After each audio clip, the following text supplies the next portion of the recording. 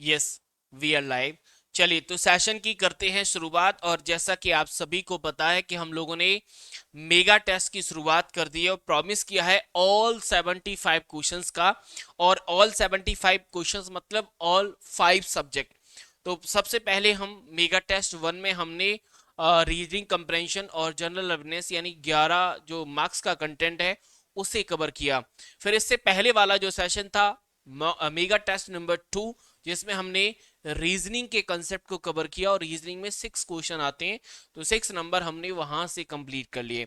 आज है mega test number 3, जिसमें हमें मैथमेटिकल एप्टीट्यूड यानी क्वांटिटेटिव एप्टीट्यूड जो मैथ्स होता है उसके 6 क्वेश्चंस की बात करनी है। जैसा कि आप जानते हैं कि अगर देखा जाए तो मैथ्स का जो लेवल है डे बाई डे सीपीसीटी वाले एग्जाम बढ़ा रहे हैं हर बार की तरह। और अगर आप ध्यान दें तो आप एक बात समझ पाएंगे कि जैसे अभी हाल ही में जो पेपर हुआ, हम जुलाई में डील करें, इससे पहले मई वाले हुए और मार्च वाला पेपर हुआ है। अगर मैं आपके सामने टॉपिक रखूं, जो कि आप जानते हैं कि हर बार पेपर में टॉपिक्स थोड़े से चेंज होते रहते हैं, अगर उन टॉपिक्स को ध्यान में रखा जाए तो ये हमारे सिलेबस है कंप्लीटली। तो मैं आपको जो अभी हाल ही में पेपर हुआ उसके कुछ शिफ्ट के क्वेश्चंस बता देता हूँ किस टॉपिक से हैं। जैसे अगर आप मई की बात करें, मई में 6 शिफ्ट में पेपर हुआ था। फर्स्ट डे फर्स्ट शिफ्ट की बात करें 9 में फर्स्ट शिफ्ट में देखा जाए तो ए से रिलेटेड एक क्वेश्चन था, रेशियो प्रोपोर्शन का क्वेश्चन, एक पार्टनरशिप में रेशियो कंसेप्ट को मेंशन किया गया था, एक रेक्टेंगल का क्वेश्चन है, टाइम एंड वर्क है, और एक एल्जेब्रा का इवेल्युएट करने वाला क्वेश्चन था। सेम कंसेप्ट में अगर आप 9 मई की सेकंड शिफ्ट में बात करोगे तो सीआई का क्वेश्चन है, टाइम एंड स्पीड डिस्टेंस वाला है, टाइम एंड वर्क है, एक सिलेंडर का क्वेश्चन आया है, नंबर सिस्टम से क्वेश्चन है, और स्क्वायर और सर्कल का क्वेश्चन पूछ लिया है। तो यानी maths day by day increase हो ही रहा है, आपको इसे हल्के में नहीं लेना चाहिए। अगर आप लास्ट डे में जाएं 11 मई में, तो 11 में सिंप्लीफिकेशन से एक क्वेश्चन देखा गया, सीआई का क्वेश्चन है, इवेल्युएट करने वाले 2 क्वेश्चंस हैं, वेन डायग्राम का एक क्वेश्चन है जो लॉजिकल। इस बार तो एक और मैथ्स का टॉपिक रख दिया था मई में, यूनियन और इंटरसेक्शन वाला। तो हर बार अगर आप मार्च की बात करेंगे तो मार्च में भी कुछ इसी प्रकार से पूछे गए हैं। तो आपको थोड़ा सा अच्छे से मैथ्स मैथ्स के लिए मैं सिंपल एक बात कहना चाहूंगा कि मैथ्स अगर आपको आता है तो मैथ्स के सीपीसीटी के क्वेश्चन आपके लिए सिंपल रहेंगे। मैथ्स नहीं आता है तो आज के इस वीडियो में कुछ मैथ्स के टॉपिक हम सिखाने और प्रैक्टिस करने का प्रयास करेंगे आपके लिए। नहीं आता तो कम से कम 1 से 2 क्वेश्चन आप कर जाएं, इतनी हम आपकी मदद करेंगे। कुछ टॉपिक रहते हैं ऐसे जो हर बार, जैसे एज वाला हर बार आ रहा है, रेशो वाला, एवरेज वाले, ये ऐसे सिंपल से कंसेप्ट वाले टॉपिक्स हैं मैथ्स के अंदर, इनमें थोड़ा देखो आती इनमें भी डीप है मैथ्स में, लेकिन सीपीसीटी वाले इनमें बहुत सिंपल से कंसेप्ट वाले क्वेश्चन पूरे हैं, ज्यादा डीप नहीं जा रहे हैं। ठीक है, तो आपको इनके साथ डील करना है। ये है mega test session number 3, quantitative aptitude है, मैथ्स जिसे कहते हैं। ये मैथ्स का वो सिलेबस है जो हमने डिफाइन किया है आपके एग्जाम पॉइंट ऑफ व्यू से, जैसे हमने रीजनिंग का डिफाइन किया था सेम वैसे ही। इसमें कुछ टॉपिक्स हैं जो पहले आते थे, कुछ ऐसे हैं जो आज भी आते हैं, जैसे नंबर सिस्टम के सिंप्लीफिकेशन फ्रैक्शन वाले जो क्वेश्चंस हैं, अब 2 सेशन से देखे नहीं गए हैं लेकिन बहुत पहले भरमार थी। नंबर सीरीज एक ऐसा कंसेप्ट है, भले ही अभी मार्च वाले सेशन में नहीं आया लेकिन जनवरी में आया था, उसे हम ट्रेंड बनाएंगे, आगे पूछा जाता है।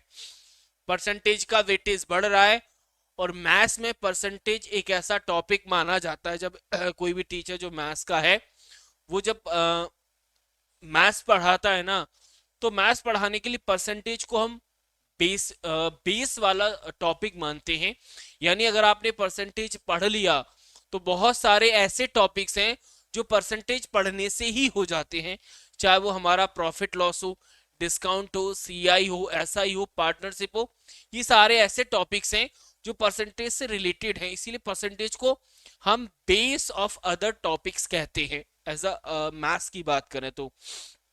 लेकिन सीपीसीटी वाले इतने पर ही शांत नहीं रहते, वो एडवांस मैथ की तरफ भी डील करते हैं, जिसमें मैंसुरेशन वाले कुछ टॉपिक्स हैं, चाहे वो सर्कल हो, इस बार तो ट्रायंगल का भी क्वेश्चन आया था, स्क्वायर हो, रेक्टेंगल हो, पैलोग्राम से भी क्वेश्चंस पूछे हैं उन लोगों ने, बहुत खतरनाक, स्पीयर से भी क्वेश्चन पूछते हैं। एक और है सिलेंडर से भी क्वेश्चन पूछे हैं, तो बट एक हाथ पूछते हैं कभी कभी डराने के लिए।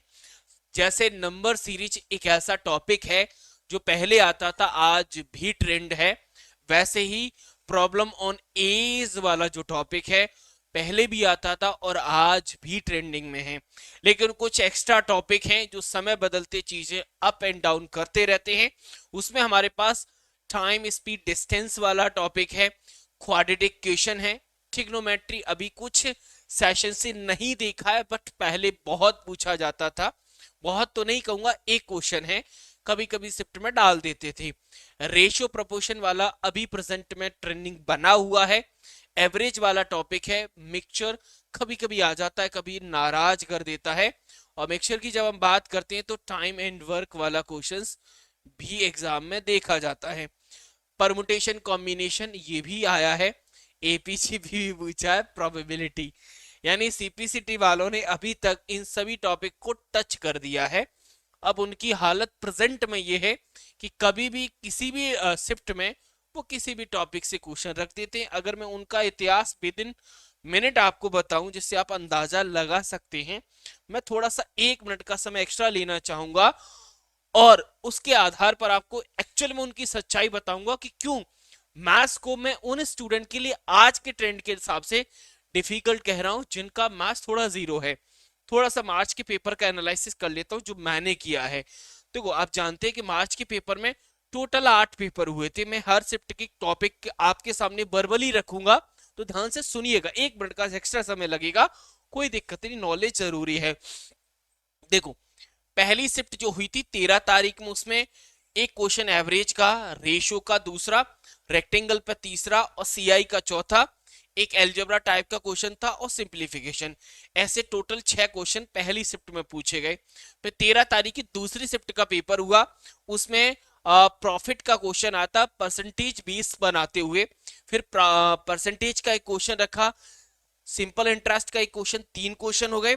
प्रॉफिट लॉस क्वेश्चन आया, एल्जेब्रा का जो इक्वेशन टाइप का एक क्वेश्चन, और जीपी जीपी का क्वेश्चन आया। अंदाजा लगा सकते हैं कि सेकंड शिफ्ट में कैसे बेस इन्होंने थोड़ा डीप किया। अगर ऑन एवरेज समराइज करोगे तो सेकंड शिफ्ट को, तो परसेंटेज का दबदबा रहा, क्योंकि परसेंटेज का खुद प्रॉफिट वाला क्वेश्चन है, सीआई वाला परसेंटेज पे हो जाता है, प्रॉफिट लॉस तो होता ही होता है। ऐसे अगर दूसरे दिन में जाएं 14 तारीख में, तो वहां पर अगर देखेंगे तो पहला क्वेश्चन 14 में फर्स्ट शिफ्ट में average, age, ratio, triangle, speed time distance वाला और सिंप्लीफिकेशन का, और वो सिंप्लीफिकेशन पुराना नहीं, थोड़ा सा कैलकुलेटिव वाला, ठीक है। अगर 14 तारीख की सेकंड शिफ्ट में जाएंगे तो एज, सीआई का क्वेश्चन, एसआई डिस्काउंट और एक एक्सप्रेशन, एक इक्वेशन बनाते हुए सिंप्लीफिकेशन और एपी का क्वेश्चन, ये 14 तारीख का हाल रहा।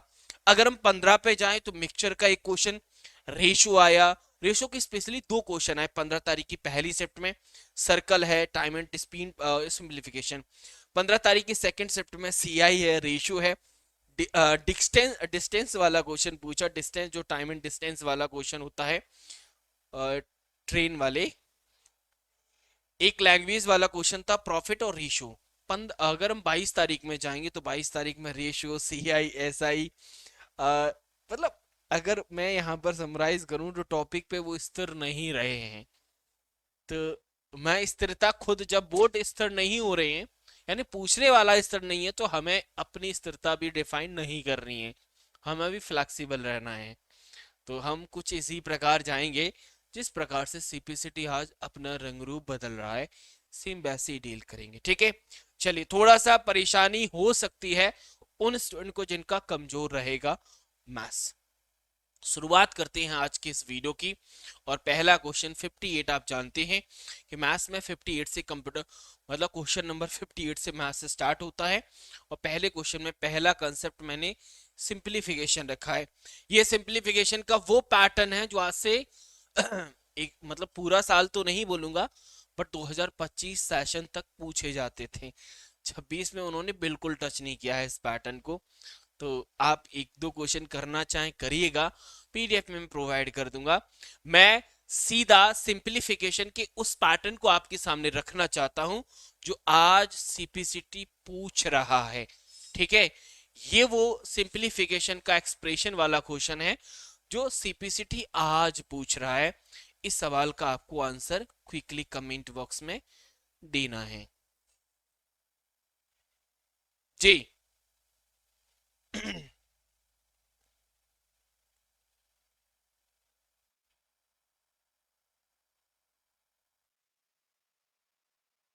चलिए सवाल का आंसर बताइए।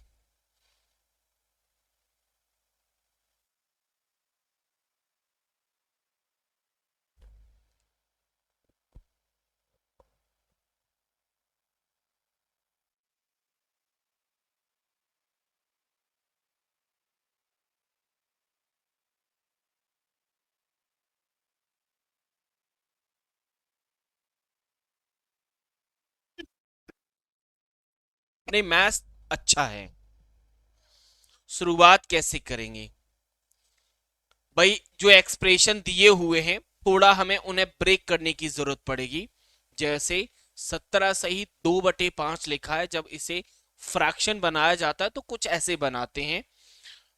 87 डिवाइड बाई 5 हमारा ये फ्रैक्शन करेक्ट हो जाएगा। जो लोग जानते हैं मैथ्स वो जानते हैं, क्योंकि 17 का जब आप 5 से मल्टीप्लाई करेंगे तो आप जानते हैं 85 होता है, +2 करना पड़ेगा तो 87 हो जाएगा। फिर मल्टीप्लाई करेंगे तो मल्टीप्लाई में सेम कंसेप्ट यहां पर ही फॉलो होगा और ये 37 डिवाइड बाई 8 हो जाएगा। माइनस का हमें पूछा है 46 में 8 का मल्टीप्लाई करना है और 7 ऐड करना है।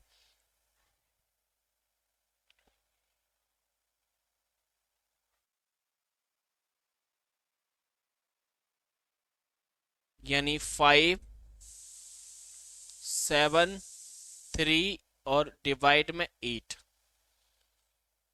तो ये है पूरा खेल। अब इसे सॉल्व करना है। तरीका क्या है? तरीका यह है कि इन दोनों का मल्टीप्लाई करो और इस एक्सप्रेशन में से माइनस कर दो। ये एक तरीका है।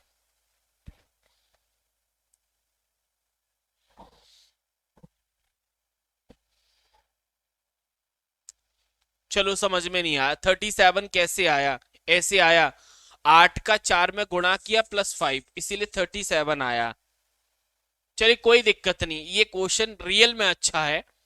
थोड़ा सा कैलकुलेटिव है। मैं चाहूंगा कि थोड़ा सा जो आज, हाँ सर समझ में आ गया, वेरी गुड। आप इस क्वेश्चन को कैलकुलेट करिएगा। तरीका बहुत आसान है, बस आपके लिए कैलकुलेशन बड़ी होने वाली है। माइनस का दिस डिवाइड, और हमसे जो पूछा है वो हमारे सामने रहेगा। अब आपके लिए एक्सप्रेशन ये कुछ ऐसे हो जाता है।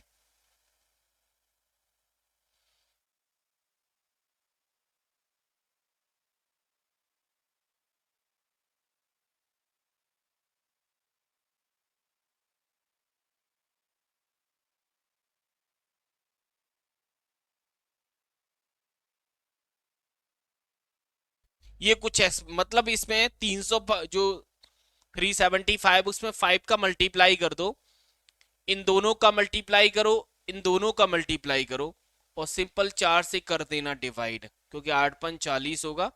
जो भी आएगा वो हमारा आंसर होगा। इतना समझ आ गया, बस यही चाहिए। कैलकुलेशन आपको करनी है, गुणा भाग तो कर लोगे ना। ठीक है, ये पहला क्वेश्चन है, वो भी अच्छा था। चलिए कोई दिक्कत नहीं, आप समझ गए होंगे। सर 37 डिवाइड बाई, अच्छा 5, सॉरी 5 कहाँ लिखा है मैंने? मैंने 5 नहीं लिखा भाई, 8 लिखा है। चलिए कोई दिक्कत नहीं, आप अब कैलकुलेशन करनी है। कैलकुलेशन करोगे तो I think option number second answer आएगा, बट डिवाइड करना सी नहीं है, second is the correct answer. Himanshu correct है। आगे बढ़ते हैं। अब है हमारे सामने दूसरा सवाल। कुछ इस प्रकार के सिंप्लीफाई क्वेश्चन पूछे जा रहे हैं आज के प्रेजेंट एग्जाम में। अब यहां पर फ्रैक्शन इतने हैं कि हमारा तो क्या सॉल्व करें, कहां से उठाएं, कैसे करें, व्यवस्था थोड़ी सी डगमगाएगी, बट करना होगा, क्या करें। एक एक एक्सप्रेशन को सॉल्व करेंगे और चेक करेंगे कि कैसे किया जा सकता है। वन बाई वन करना है। सुनो भाई, पहले हम इसे देखो, जब आप इसे सॉल्व करोगे तो 3 का 2 से गुणा करेंगे तो आप जानते हैं कि 3 का 2 से करने पे 6 आता है, और 2 जोड़ेंगे तो 8 आता है। यानी ये जो हमारा एक्सप्रेशन है वो कुछ इस प्रकार से डिफाइन होगा, 5 8 डिवाइड बाई 3। इनमें एलसीएम लेंगे तो 3 आएगा एलसीएम,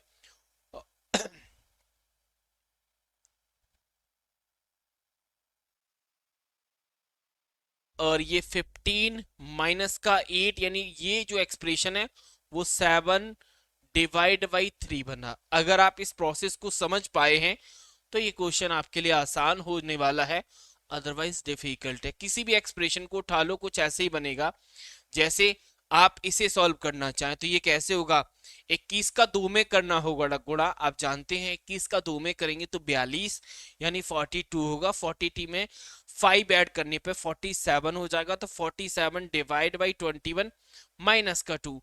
अब इसका जो एलसीएम आएगा वो हमारे पास रहेगा 21, 47 एज इट इज रहेगा, और 21 का मल्टीप्लाई होगा 2 से, तो ये हो जाएगा 42, और 42 तो ये हमारे पास सॉल्व होके आएगा 5 डिवाइड बाई 21। यानी इस एक्सप्रेशन की जगह यहां पर मैं 5 डिवाइड बाई 21 लिख सकता हूं। ऐसे ही आप ऊपर वाले एक्सप्रेशन को भी सॉल्व कर सकते हैं। जैसे 3 से मल्टीप्लाई करेंगे तो 3 3 9 होता है, एक जोड़ने पे 10 बनेगा, यानी 10 डिवाइड बाई 3 माइनस का, अगर आप इस एक्सप्रेशन को सॉल्व करेंगे तो 5 डिवाइड बाई 2 बनाएगा। इन दोनों का एलसीएम लेने पर ये मिलेगा हमें 6, और ये मिलेगा 2, और ये मिलेगा हमारा 15, यानी 5 डिवाइड बाई 6। यानी ऊपर वाला जो एक्सप्रेशन डिफाइन होगा 5 डिवाइड बाई 6 आएगा। ऐसे करना है सॉल्व, 5 से 5 कैंसिल हो जाएगा। अब इसे सॉल्व कैसे भाई, 5 मल्टीप्लाई में 21 और 5 डिवाइड में 6, 5 से 5 कैंसिल, 21 हमारा 6 से कैंसिल हो जाएगा। कैसे भाई, 3 से ये 7 टाइम्स, 3 से ये 2 टाइम, यानी इस पूरे एक्सप्रेशन को अगर सॉल्व किया जाए इस पूरे को, तो ये हमारा 7:2 आ जाएगा। कैसे आया ये आपके लिए जरूरी है, जो मैंने पूरे प्रोसेस से समझाया।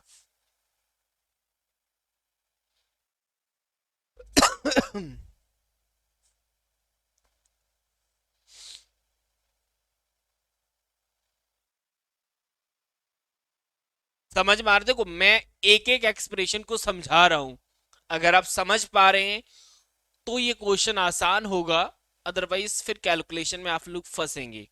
किसी भी आप एक्सप्रेशन को सॉल्व कर सकते हैं, कोई परेशानी नहीं है। जैसे आप इसे सॉल्व करना चाहें ये भी कर सकते हो। कैसे, 4 तो 4 है ही, ये कितना बनेगा, तो ये बनेगा हमारा 3/2। दो एलसीएम लेंगे तो 2 का यहाँ पर बनेगा 8 माइनस 3, यानी 5 डिवाइड में 2, तो ये 5 डिवाइड में 2 आएगा। ऐसे ही आप ऊपर वाले को सॉल्व कर सकते हो। सेम कंडीशन यहाँ पे बनेगी, तो हमारा ये बनेगा 6 माइनस का 3/2, यानी 3/2। 3/2 ऊपर जाएगा 2, यानी 4/3, और 3 - 2, यानी 3 आया एलसीएम 9 माइनस का 4, यानी 5/3। ऊपर अगर देखा जाए तो 5/3 आएगा, और नीचे 5/2 आएगा। तो अगर आप सिंपल सॉल्व करेंगे तो 2/3 हमारा ये एक्सप्रेशन सॉल्व हो जाएगा। मैं इसे हटाना चाहूंगा क्योंकि खिचड़ी हो जाएगी पूरी।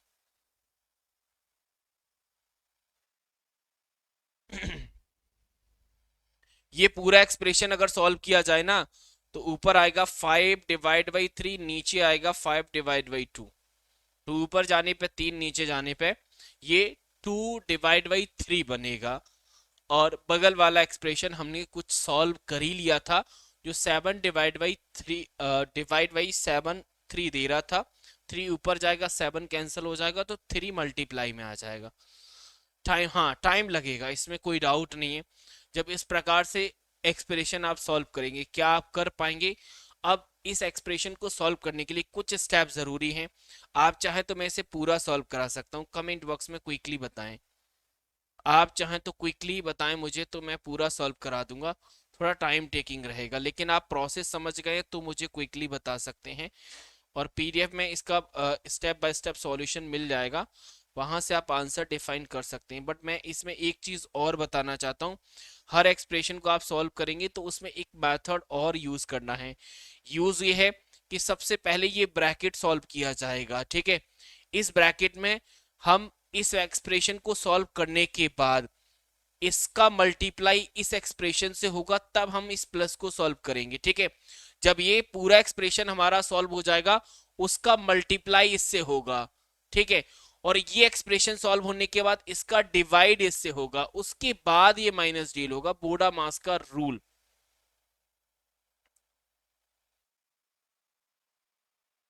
चलिए प्रोसेस समझ गए, अगर आप बोलेंगे तो मैं एंड में करा दूंगा, कोई दिक्कत नहीं। मैं अब थोड़ा सा आगे बढ़ना चाहूंगा, ठीक है। अब मैं थोड़ा सा आगे बढ़ना चाहूंगा, थोड़ा सा, ठीक है। ये कुछ एक्सप्रेशन वाले क्वेश्चंस हैं जो आपको पीडीएफ में दिए गए हैं, वहां से आपको प्रैक्टिस करनी है। जैसे ये क्वेश्चन है, पता नहीं आया था कि मैंने प्रैक्टिस के लिए लिया है, ये थोड़ा सा मेरे माइंड से निकल गया है। अब मैं आता हूँ सवाल नंबर, सॉरी, सवाल नंबर पहले में ही कंसेप्ट नंबर 2 पर, जो नंबर सीरीज के कंसेप्ट की बात करता है। नंबर सीरीज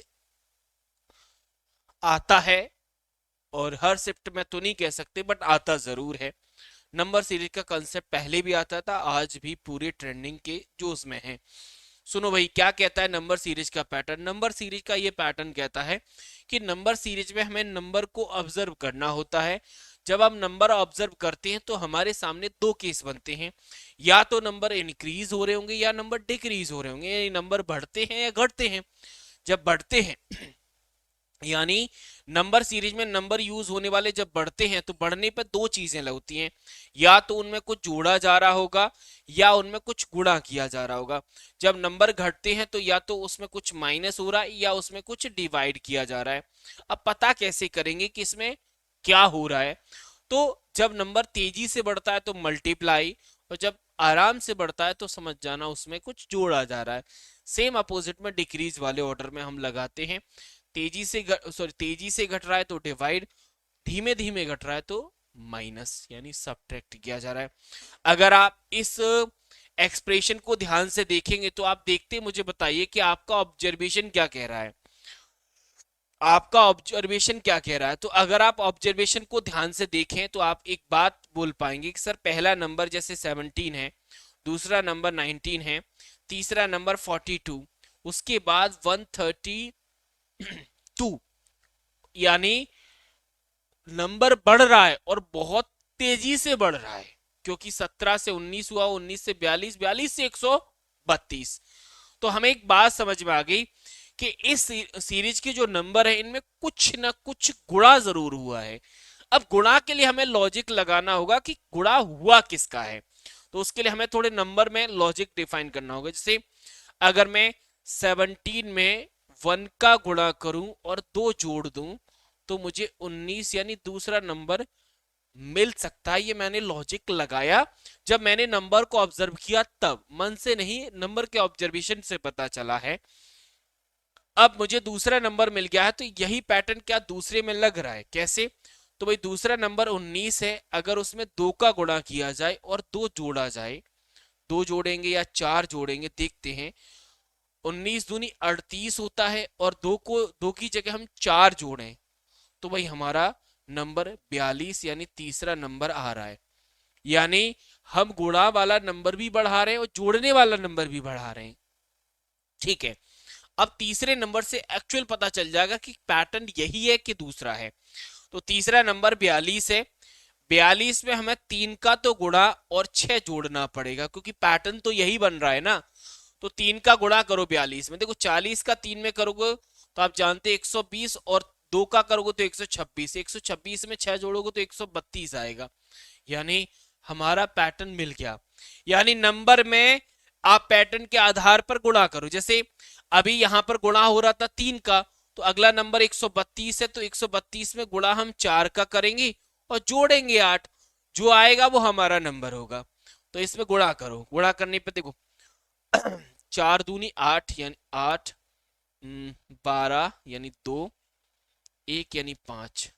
तो आप देखेंगे कि हमारा 536 बन रहा है। कितना बन रहा है? 536 बन रहा है। अब वेरीफाई कैसे करें? वेरीफाई कैसे करें? वेरीफाई ऐसे कर सकते हो कि इस पैटर्न में 536 में अब हमें 5 का तो गुणा करना पड़ेगा, और 10 जोड़ने पर ये जो नंबर है ना 2690, अगर ये नंबर आया समझ जाना पैटर्न सही है। वैसे तो 3 नंबर में हमने लगा के देख लिया, नंबर हमारा पैटर्न बिल्कुल फिट बैठ रहा है।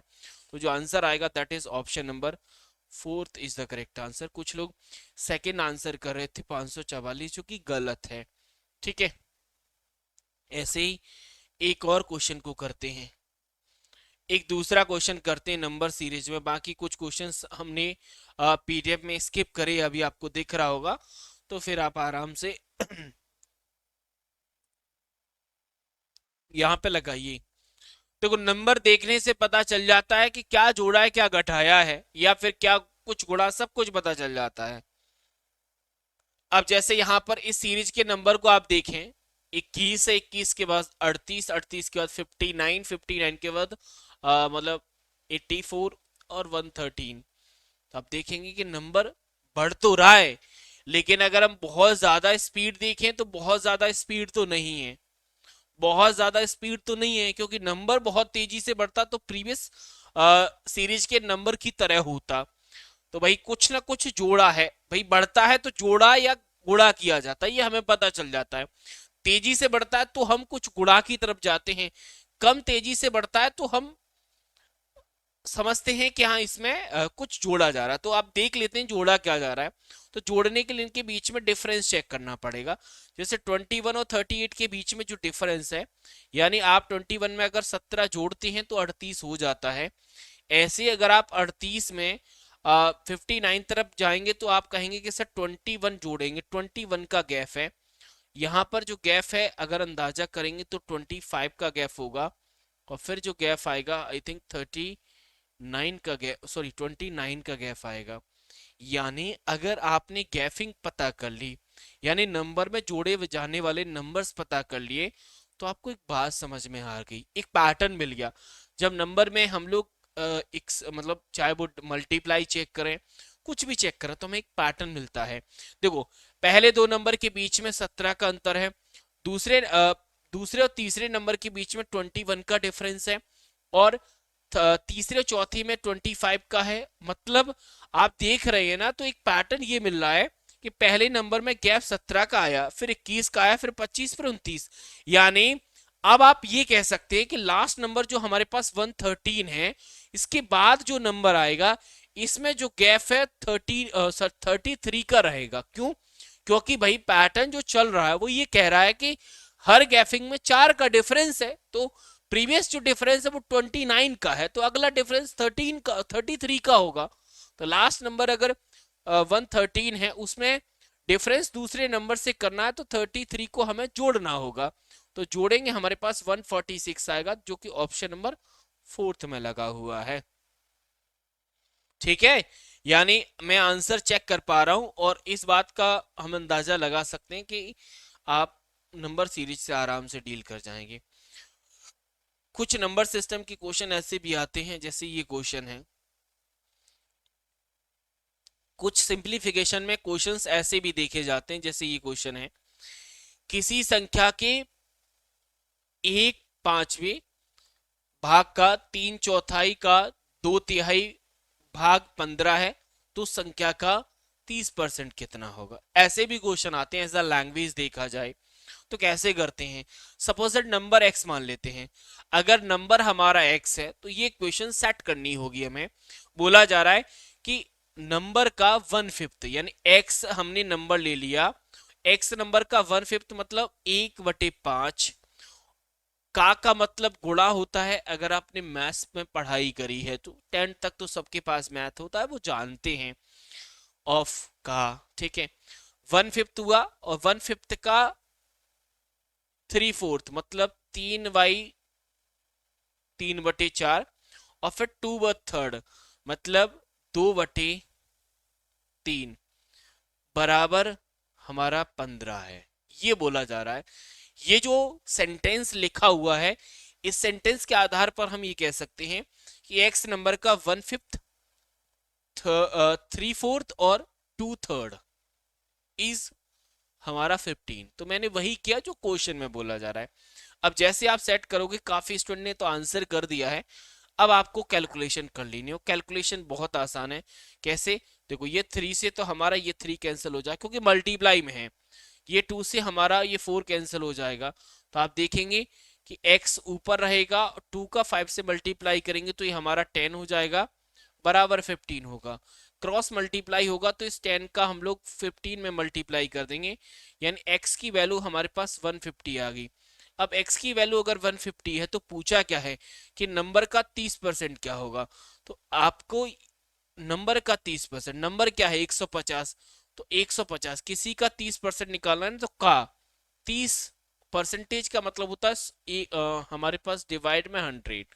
बस इसे सॉल्व करना है, जो आएगा वो हमारा आंसर होगा।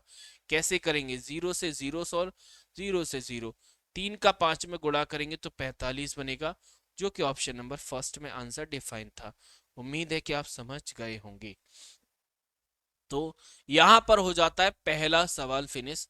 अब हम आते हैं क्वेश्चन नंबर 2, जो क्वाड्रेटिक क्वेश्चन का है। क्वाड्रेटिक क्वेश्चन में होता क्या है, दो इक्वेशन दी रहती हैं, दोनों इक्वेशन में हमें अपने जो वेरिएबल्स हैं उनकी वैल्यू निकालनी होती है, और उनके बीच में जो रिलेशन है उसके आधार पर हमें स्टेटमेंट चेक करके आंसर डिफाइन करना होता है। तो वेरिएबल में सबसे जरूरी होता है फैक्टर, या फिर क्वाड्रेटिक इक्वेशन का जो फॉर्मूला जानते हैं वो आप लगा सकते हैं सीधा, बी वाला जो फॉर्मूला है, उम्मीद है कि आपने पढ़ा होगा, तो वहां से लग जाता है। दोनों तरीके हैं, हम दोनों तरीके में से सिंपल तरीका उसे फॉलो करेंगे और डिफाइन करेंगे। जैसे ये क्वाड्रेटिक इक्वेशन की जो मेन इक्वेशन होती है वो ये कहती है ए एक्स स्क्वायर प्लस माइनस हमारे पास b x plus C equal to 0। ये क्वाड्रेटिक इक्वेशन की मेन इक्वेशन है। अब इसमें करना क्या होता है, एक्स वाई की हमें वैल्यू निकालनी होती है। सिंपल सा ये है। जैसे यहां पर हमें करना क्या है, सुनो, फैक्टर हमें इस bx का बनाना पड़ता है। अब bx के फैक्टर कैसे बनते हैं वो हमारे लिए सबसे इंपॉर्टेंट है। यानी जो bx दिया हुआ है ना, होता क्या है कि bx को ऐसे दो पार्ट में डिवाइड करो कि इनको जोड़ने पर तो bx बने और गुणा करने पर हमारा ax मल्टीप्लाई में c बन जाए। यानी 19 को या 19x को ऐसे दो भागों में बांटो कि 15 और 6 का दोनों का गुणा करते हो, 15 6 यानी 90। तो आप ये कह सकते हैं कि 19 को ऐसे दो भागों में बांटें कि जोड़ने पर तो 19 बने, गुणा करने पर 90 बने। तो जैसे मैंने बोला ना, गुणा करने पर 90 बने, तो आपके माइंड में क्विकली वो दो नंबर आ गए होंगे जो 19 के फैक्टर बन रहे हैं। कैसे? सुनो, अगर मैं पहले क्वेश्चन को थोड़ा डिवाइड करूं तो आप ये कह सकते हैं कि 6x², 19 को मैं डिवाइड ऐसे कर सकता हूं कि एक भाग बन गया 9x, दूसरा भाग बन गया हमारा 10x। अगर आप देखेंगे 9x और 10x को जोड़ने पर तो 19 ही बन रहा है, गुणा करने पर हमारा 90 आ रहा है, यानी ये फैक्टर हमारा सेट हो गया। अब ऐसे फिर x की वैल्यू निकल आएगी।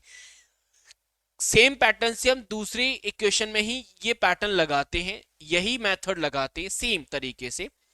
कैसे? तब मैं आगे सॉल्व कराऊंगा, पहले दूसरे की भी फैक्टर निकाल लेते हैं हम। देखो, 11 हमारा नंबर है, 11 को ऐसे दो भागों में बांटे कि जोड़ने पर तो 11 बने, जोड़ने घटाने पे जैसे भी, गुणा करने पर 3 मल्टीप्लाई 10 यानी 30 बनना चाहिए। तो 11 के दो भाग बनाए, गुणा करने पर 30 आना चाहिए। तो मेरे माइंड में तुरंत वो नंबर आ गया, कौन सा? सुनो, मैं नंबर 3/² प्लस 11 को मैंने 6 और 5 में डिवाइड कर लिया। तो आप देखेंगे 11 में, सॉरी 5 और 6 को जोड़ेंगे तो 11 आएगा, गुणा करने पर 30 आएगा। तो हमारा काम यहां से बन जाएगा।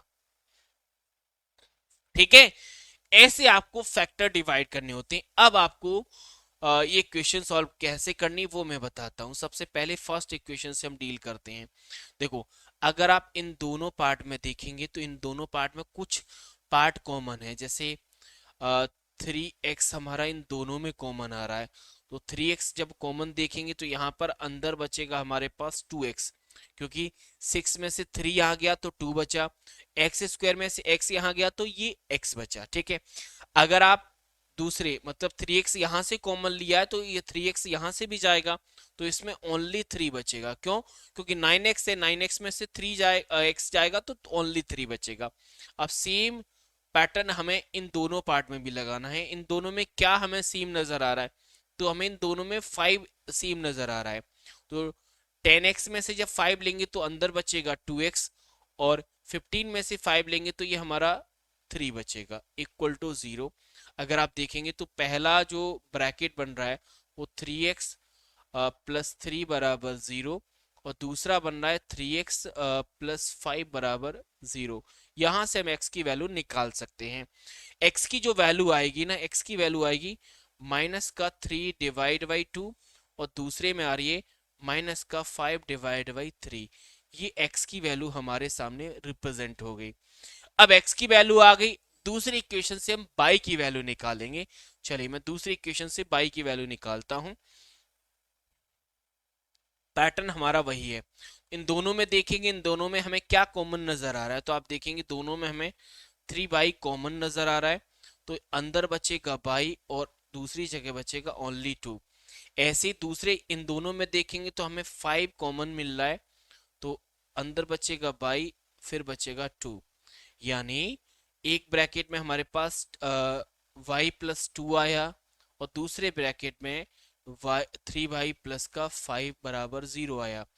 अगर मैं y की वैल्यू देखूं तो एक वैल्यू आई माइनस की 2, और दूसरी वैल्यू आई माइनस का 5 डिवाइड बाई 3। ये y की वैल्यू है, ये x की वैल्यू है। जैसे ही y और x की वैल्यू मिल गई, अब हम देख सकते हैं। सर 1 मिनट एक बार रिपीट करिएगा, एन क्या करना है भाई, क्या रिपीट करना है? ठीक है। अब x की वैल्यू आ गई, y की वैल्यू आ गई, दोनों में आप कंपैरिजन डिफाइन करके आंसर का जवाब दे सकते हैं। तो जब आपकी नजर ऑप्शन पर जाएगी तो ऑप्शन में आप क्या कह सकते हैं? तो एक वैल्यू तो हमारी बराबर है। देखो y की वैल्यू यहाँ पर माइनस का 5 डिवाइड बाई 3 है, और x की वैल्यू भी 5 डिवाइड बाई 3 है। यानी एक तो बराबर है, और बराबर वाला हमारा एक ही है। यहाँ पर y आई थिंक लगाना भूल गए। और x की वैल्यू हमारी बड़ी होगी, क्यों? क्योंकि 2 का डिवाइड जब हम x 3 में देंगे तो हमारा 1 माइनस का 1.5 आएगा। देखो y की वैल्यू माइनस की 2 है और x की वैल्यू माइनस की 1.5 है, तो x की वैल्यू बड़ी है। इसका मतलब ऑप्शन नंबर हमारा यही आंसर आएगा। भाई मुझे दिखाई क्यों नहीं दे रहा था? चलिए दे गया। Option number second is the correct answer, यानी x बड़ा और बराबर है y के। आंसर अमन सी नहीं आएगा भाई, दोनों में रिलेशन आ रहा है ना। रिलेशन नहीं आता तो हम सी डिफाइन करते। ये क्वाड्रेटिक इक्वेशन है। सेम पैटर्न में आपके लिए दूसरा क्वेश्चन भी लाया हूं। दूसरा क्वेश्चन मैं इसके फैक्टर बना के दे देता हूं, आपको सॉल्व करना है, फिर आंसर डिफाइन करना है।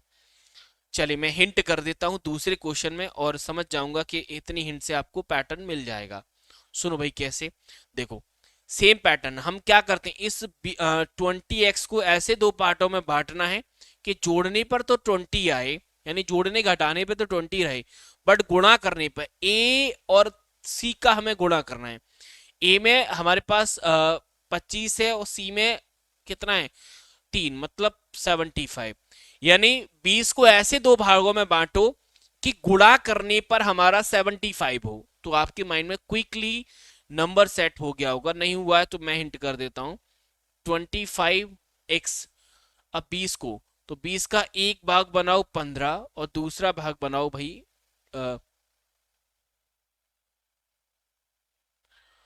दूसरा भाग बनाओ भाई 5। देखो 15 का 5 से गुणा करोगे तो 75 आएगा ना, 15 5 75, तो भाई हो गया। ऐसे ही दूसरी इक्वेशन में जाते हैं। दूसरी इक्वेशन में 11 है, 11 का गुणा करने पे 24 आना है, क्योंकि 6 का 4 से गुणा करोगे 24। तो 11 के ऐसे फैक्टर बनाओ कि गुणा करने पे 24 आना चाहिए। भाई जैसे माइंड में आया ना तुरंत नंबर बन जाएगा। कैसे? 4/2, मैंने 11 को 8 और 3 में डिवाइड कर दिया, तो गुणा करने पे भाई 24 आएगा, जोड़ने पर 11 रहा। बस यहाँ से एक्स वाई की वैल्यू मिल जाएगी। सबसे डिफिकल्ट यही होता है कि हम जो नंबर दिए उसके फैक्टर कैसे बनाते हैं, वो अगर निकाल लिया तो फिर आसान हो जाता है।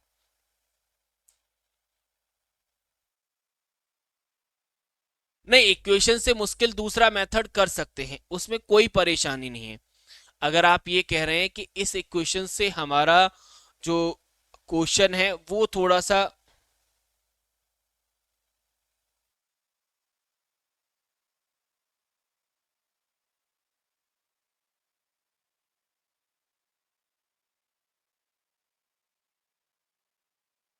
नहीं शॉर्ट ट्रिक में तो फॉर्मूला है भाई, शॉर्ट ट्रिक में अगर जाओगे ना तो शॉर्ट ट्रिक में भी फॉर्मूला है। फॉर्मूला बता दूं? चलिए फॉर्मूला मैं बता देता हूं। फॉर्मूला, कोई भी एक्स निकालना हो या बाई निकालना हो, कोई भी हमें, सॉरी ऐसे ब्रैकेट में नहीं, चलिए मैं दूसरे क्वेश्चन में बता देता हूं, यहां से करिएगा। एक दूसरा शॉर्ट बोला ना, शॉर्ट तरीका भी है। एक फॉर्मूला होता है, देखो एक्स निकालेंगे तो या बाई निकालेंगे तो हमें एक फॉर्मूला लगाना है। फॉर्मूला ये है, माइनस का बी प्लस माइनस, माइनस का बी प्लस माइनस ब्रैकेट में बी स्क्वायर माइनस का 4ac और डिवाइड में आएगा 2a।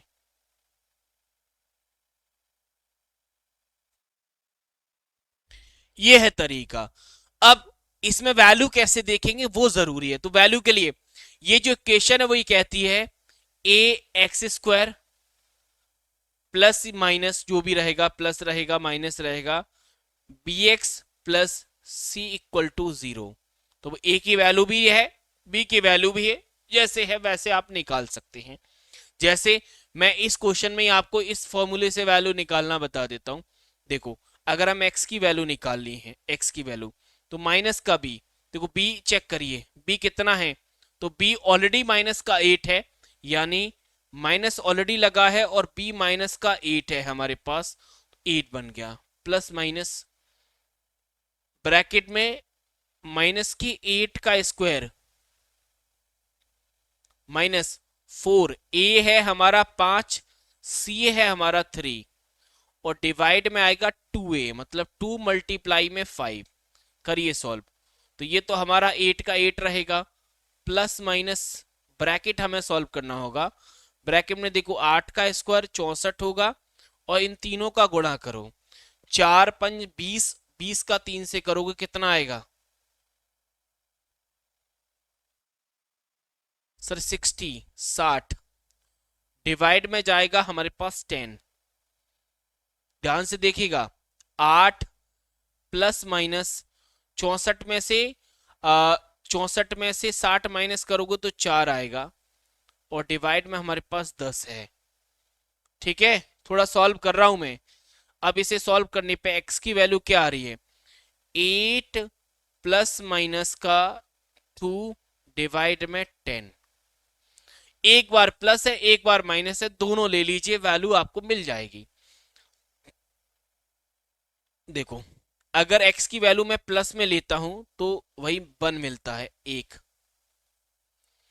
और x की वैल्यू अगर माइनस में लेता हूं तो 8 डिवाइड, माइनस में लूंगा तो 6, यानी 6 डिवाइड में 10 जाएगा। ये x की वैल्यू मिल गई। x की मिल गई, ऐसे अब इसी फॉर्मूले से y की निकाल लो, फिर दोनों में कंपैरिजन कर लो। कर सकते हैं ना, दोनों मेथड मैंने बता दिए, अब जो आपको कंफर्ट लगे। अब y की भी निकाल सकते हो। y में देखो, a ये है, b हमारा 7 है और c हमारा 4 है, वैल्यू रखिए, कंपैरिजन करिए। गुणा नहीं है, 65 डिवाइड 5 नहीं आएगा भाई।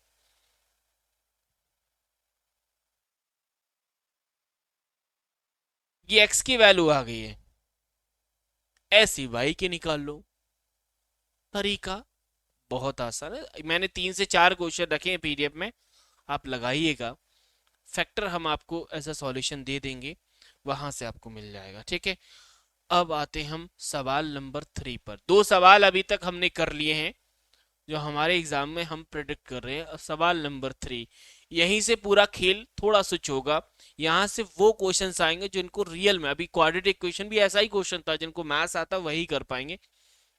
अब जैसे थर्ड नंबर के क्वेश्चन में पहला जो कंसेप्ट है वो रेशो का है। रेशो जैसे हम लोग अनुपात कहते हैं हिंदी में। जिसका मैथ्स अच्छा है प्लीज थोड़ा सा हाथ पैर हिलाइएगा, करिएगा क्वेश्चन को।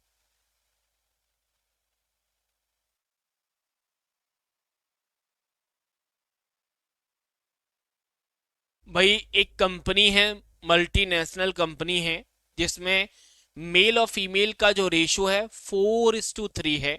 यदि कंपनी में जो मेल कर्मचारी हैं वो 460 हैं, तो फीमेल कर्मचारी की संख्या पूछिए।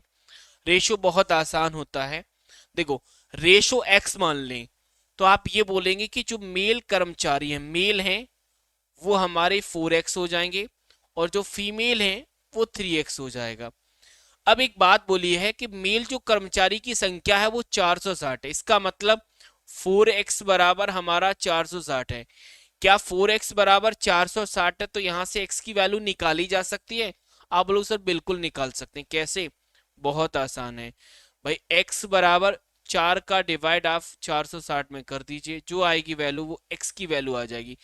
जब x की वैल्यू निकालोगे तो महिला कर्मचारी पूछी हैं 3x है, तो 3x मतलब 3 का x में गुणा कर दोगे तो हमें फीमेल मिल जाएंगी। गुणा कर दी, 4 एकम 4, 4 एकम 4, 4 पंज 20, यानी x की वैल्यू 115 है। तो यानी फीमेल वैल्यू जो आएगी ना वो 3 मल्टीप्लाई 115, जो भी आएगा वो हमारा आंसर। 100 का 3 में मल्टीप्लाई करोगे 315 का 3 में करोगे 45, यानी 345, that is option number second, जो कि काफी स्टूडेंट ने किया। यानी रेशियो आपको आता है, आता है तो इस क्वेश्चन को करिएगा।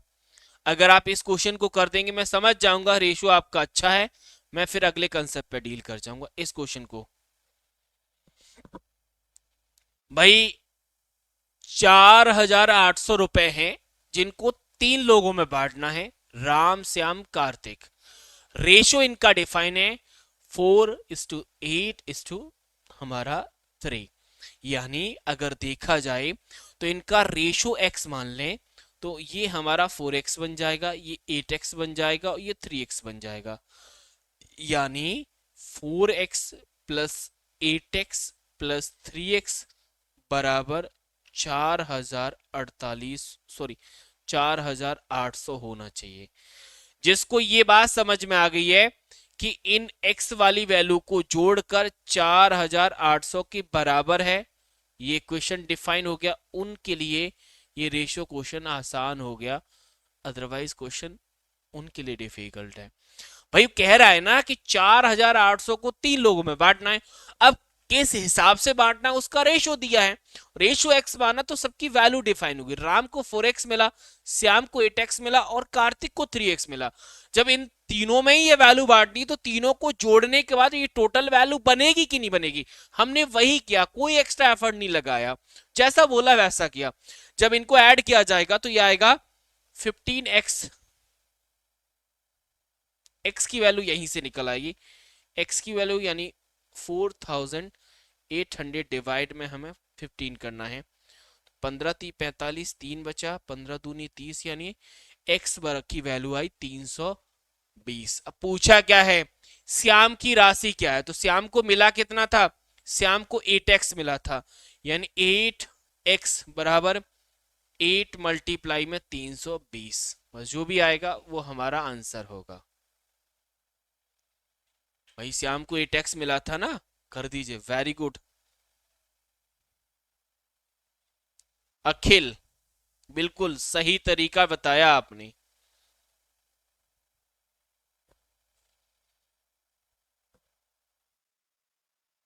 हाँ ऐसे भी कर सकते हो, जो ऑन स्टोरी जो भी आपका XYZ नाम है ना, कि जिसका निकालना है जोड़ के डिवाइड भी कर सकते हो, ये भी तरीका है भाई। वो उनको आता है जो थोड़ा सा प्रैक्टिस कर जाते हैं ना, फिर वो तरीके से डील कर जाते हैं कि सीधा हम मल्टीप्लाई कर देते तो वो भी एक तरीका बन जाता।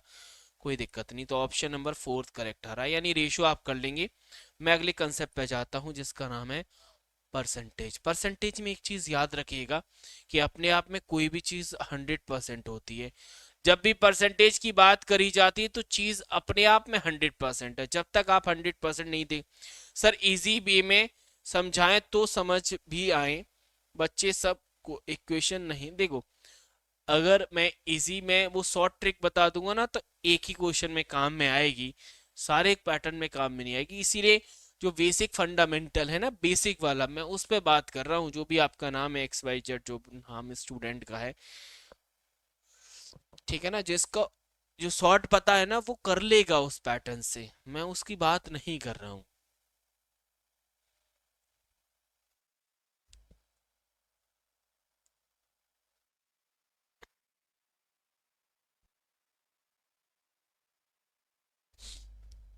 अब ये क्वेश्चन है, वैसे तो परसेंटेज का बेसिक सा क्वेश्चन आता है कि अपने आप में चीज 100% होती है, उसका फिर हमें परसेंटेज निकालना होता है। सर आस्था सिंह नाम है मेरा जी। तो आस्था मैं वही कह रहा हूँ कि जिसको मैथ्स आता है ना उसके लिए बहुत सारे तरीके हैं क्वेश्चंस को सॉल्व करने के। मैथ्स के एक्सपर्ट जो टीचर हैं वो बताते हैं। मुझे अच्छा लगता है मैथ्स, लेकिन एक्सपर्टीज नहीं है क्योंकि मैंने बहुत समय से मैथ्स को उठाया नहीं है। जब से पढ़ा रहा हूँ कंप्यूटर ही डील किया है।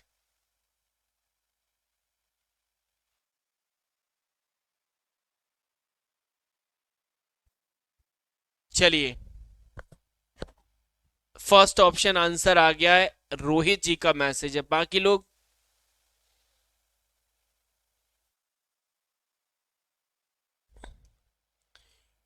इंक्रीज है, डिक्रीज है। भाई इंक्रीज, डिक्रीज, माइनस ही आएगा।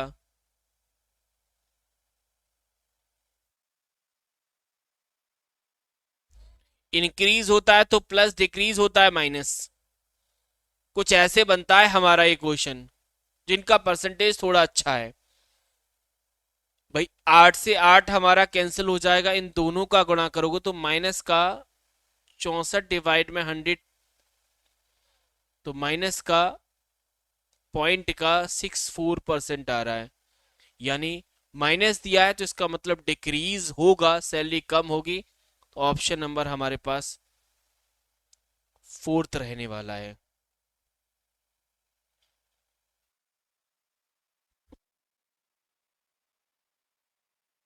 भाई 81 आना तो कैसे?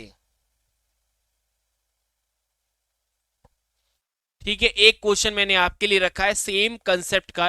इंक्रीज 25% है, यानी 25, डिक्रीज 12 है तो 12 माइनस का 12 मल्टीप्लाई में हमारे पास 25 डिवाइड में 100। इसे सॉल्व कर देना है, जो आएगा वो आपके लिए आंसर होगा। सेम पैटर्न का क्वेश्चन है, करिएगा। मैंने एक क्वेश्चन आपको दे दी है। अब चलता हूं मैं नेक्स्ट कंसेप्ट की तरफ, प्रॉफिट एंड डिस्क। ये क्वेश्चंस हमारे परसेंटेज पर ही बेस्ड हैं। जैसे ये परसेंटेज या प्रॉफिट का सबसे आसान सा क्वेश्चन माना जाता है, थोड़ा सा लॉजिक लगा के करिएगा। मैंने परसेंटेज का जब क्वेश्चन आता तब एक बात बोली थी आपसे कि कोई भी चीज अपने आप में 100% होती है, बस उसी पैटर्न को फॉलो करते हुए क्वेश्चन आपको करना है।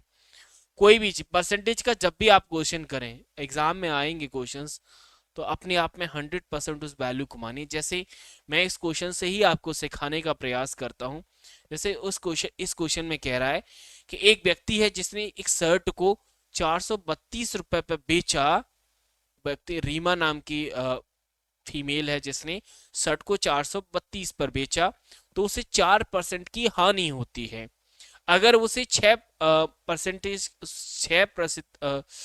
6% की प्रॉफिट पे बेच थी वो, तो शर्ट कितने में बेची जाती?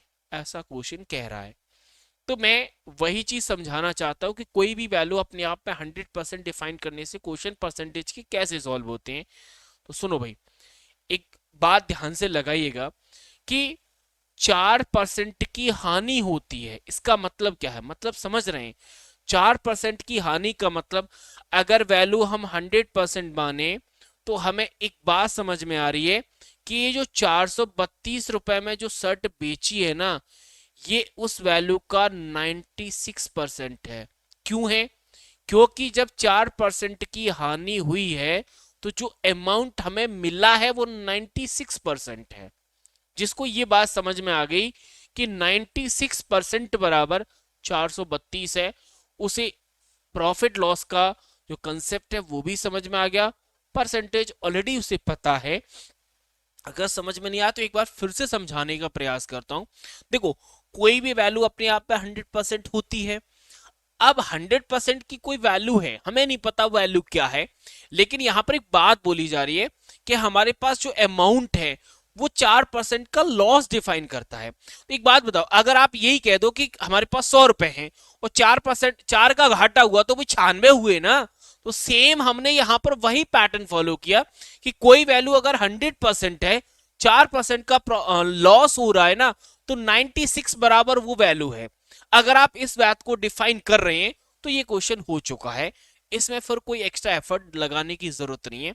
जब आपको 100% की वैल्यू पता है तो आप 1% की वैल्यू निकाल सकते हो ना। कैसे? 1% की वैल्यू अगर आप देखेंगे तो आप बोलेंगे कि सर 432 में 96 का डिवाइड दे दो बस, तो हमें 1% की वैल्यू मिल जाएगी। अगर आपको 1% की वैल्यू मिल गई तो आप कितनी भी परसेंट की वैल्यू निकाल सकते हो, टेंशन नहीं है। यहां पर बोला है कि 6% का हमें प्रॉफिट चाहिए, गेन चाहिए। गेन का मतलब प्रॉफिट, लाभ होता है। एक बात बताओ, अगर आपको 6% का प्रॉफिट चाहिएगा, कोई वैल्यू अपने आप पे 100% थी, तो आप ये कह सकते हैं कि प्रॉफिट के तौर पर वो वैल्यू हमारे पास 106% होगी। प्रॉफिट के तौर पर वो वैल्यू हमारे पास 106% होगी। बस हो गया काम, इसके अलावा आपको चाहिए क्या?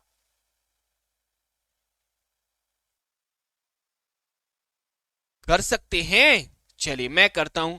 जब 96 आप इनसे कैंसिल करेंगे तो ये वैल्यू आएगी 4.5। जब 1% की वैल्यू 4.5 मिल गई तो यहां से आप 100% की वैल्यू निकाल सकते हैं। कैसे? यानी 4.5 में आप 100 का कर दो गुणा, तो 100 का गुणा करोगे तो ये 100% की वैल्यू 450 मिल जाएगी। हमें चाहिए 106%, यानी 450 तो 100 ऑलरेडी है, अगर इसमें 6% और ऐड कर दूं तो 106% मिल जाएगी। अब 6% कैसे निकालोगे? देखो, आपको पता है 1% की वैल्यू, भाई 1% की वैल्यू है 4.5, तो 6% की कितनी होगी सर? 6% की होगी 27। तो 450 में आप 27 ऐड करोगे तो 470 हमारा ये प्रॉफिट मिल जाएगा, जो कि ऑप्शन नंबर फर्स्ट में डिफाइन है। सबसे मेन कंसेप्ट है। और अगर आप इस पैटर्न से सॉल्व करना सीख गए तो पर परसेंटेज, प्रॉफिट, ये सारे क्वेश्चंस बहुत आसान हो जाते हैं।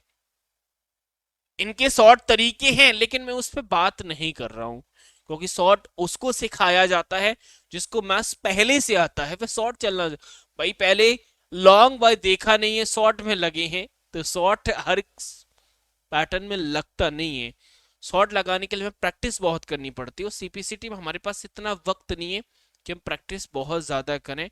और प्रैक्टिस करेंगे भी, वो गारंटी नहीं उसका कुछ सवाल आ जाए, इसलिए ज्यादा दिमाग हम उस चीज पे नहीं लगाए। हाँ, ये भी तरीका है जो आप लगा रहे हैं ना, एक स्टूडेंट ने लगाया, वैसे भी किया जा सकता है डिवाइड डिवाइड करके, लेकिन मैं ये सरल तरीका बता रहा हूँ क्योंकि इस पैटर्न को अगर आप लगाते हैं तो किसी भी क्वेश्चन को बहुत अच्छे से किया जा सकता है। हाँ, 1% की वैल्यू पता है ना, तो किसी भी परसेंट की वैल्यू निकाली जा सकती है क्योंकि गुणा है।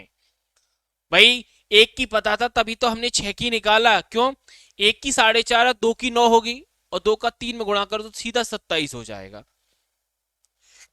ऐसे अगर आपको प्रॉफिट आता है, परसेंटेज का कंसेप्ट अच्छा है, मैं ये क्वेश्चन नंबर 2 उन स्टूडेंट से पूछना चाहता हूं जो कह रहे हैं ना सर सिंपल सिंपल ट्रिक बताइए। पहले आप इस क्वेश्चन को करके बताइए मुझे।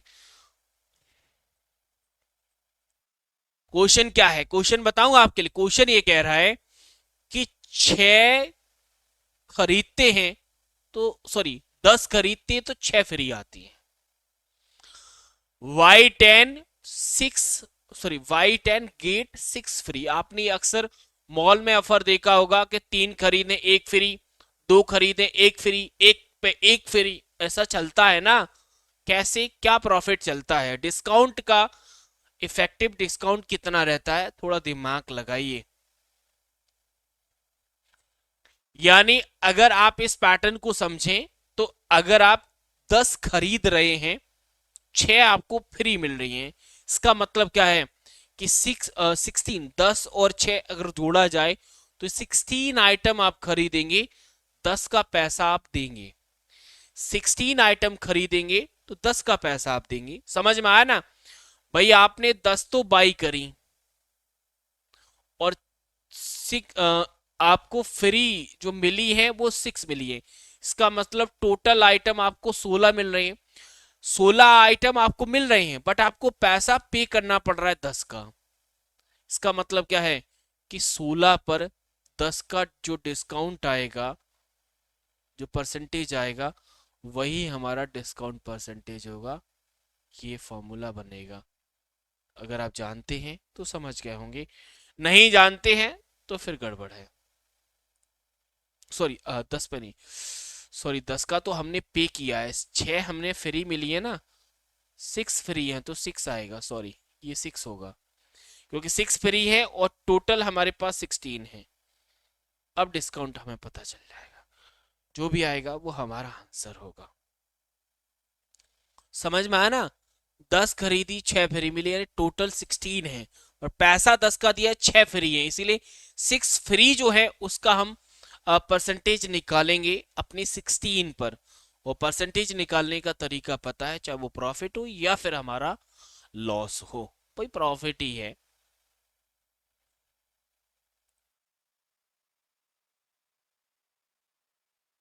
समझ में नहीं आया भाई, एक बात बताओ, इस क्वेश्चन में अगर देखा जाए तो 10 हमने बाई करी, 6 हमें फ्री मिली है, यानी हमारे पास टोटल आइटम तो 16 है ना, बट हमने पैसा 10 का दिया है। पैसा 10 का दिया है यानी 6 हमें फ्री मिली है। अब डिस्काउंट भाई हमें कितना मिला, तो हमारे पास आए तो 16 ना, बट 6 फ्री है तो 6 का हम फिर परसेंटेज निकालेंगे अकॉर्डिंग टू 10 नहीं 16, ये मेन है। फिर जो भी आंसर आएगा 37.5 आ रहा है, that is option number second, बिल्कुल सही है। ठीक है, अब आप फिर ये क्वेश्चन कर सकते हैं। अब मैंने कुछ क्वेश्चन दिए हैं आपको, जैसे एक व्यक्ति 144 में कोई व्यक्ति खरीदता है तो 28% का उसे नुकसान होता है। अगर 288 में बेचता तो उसे क्या होता भाई। एक एक बात बताइए, 144 में बेचा तब 28% का घाटा हुआ है और 288 बेटे, जाहिर सी बात है प्रॉफिट तो होगा ही होगा, इतना कंफर्म है। अब मैंने आपको एक चीज बताई थी, जैसे 432 में कोई वैल्यू बेची थी तो 4% का घाटा हो रहा था।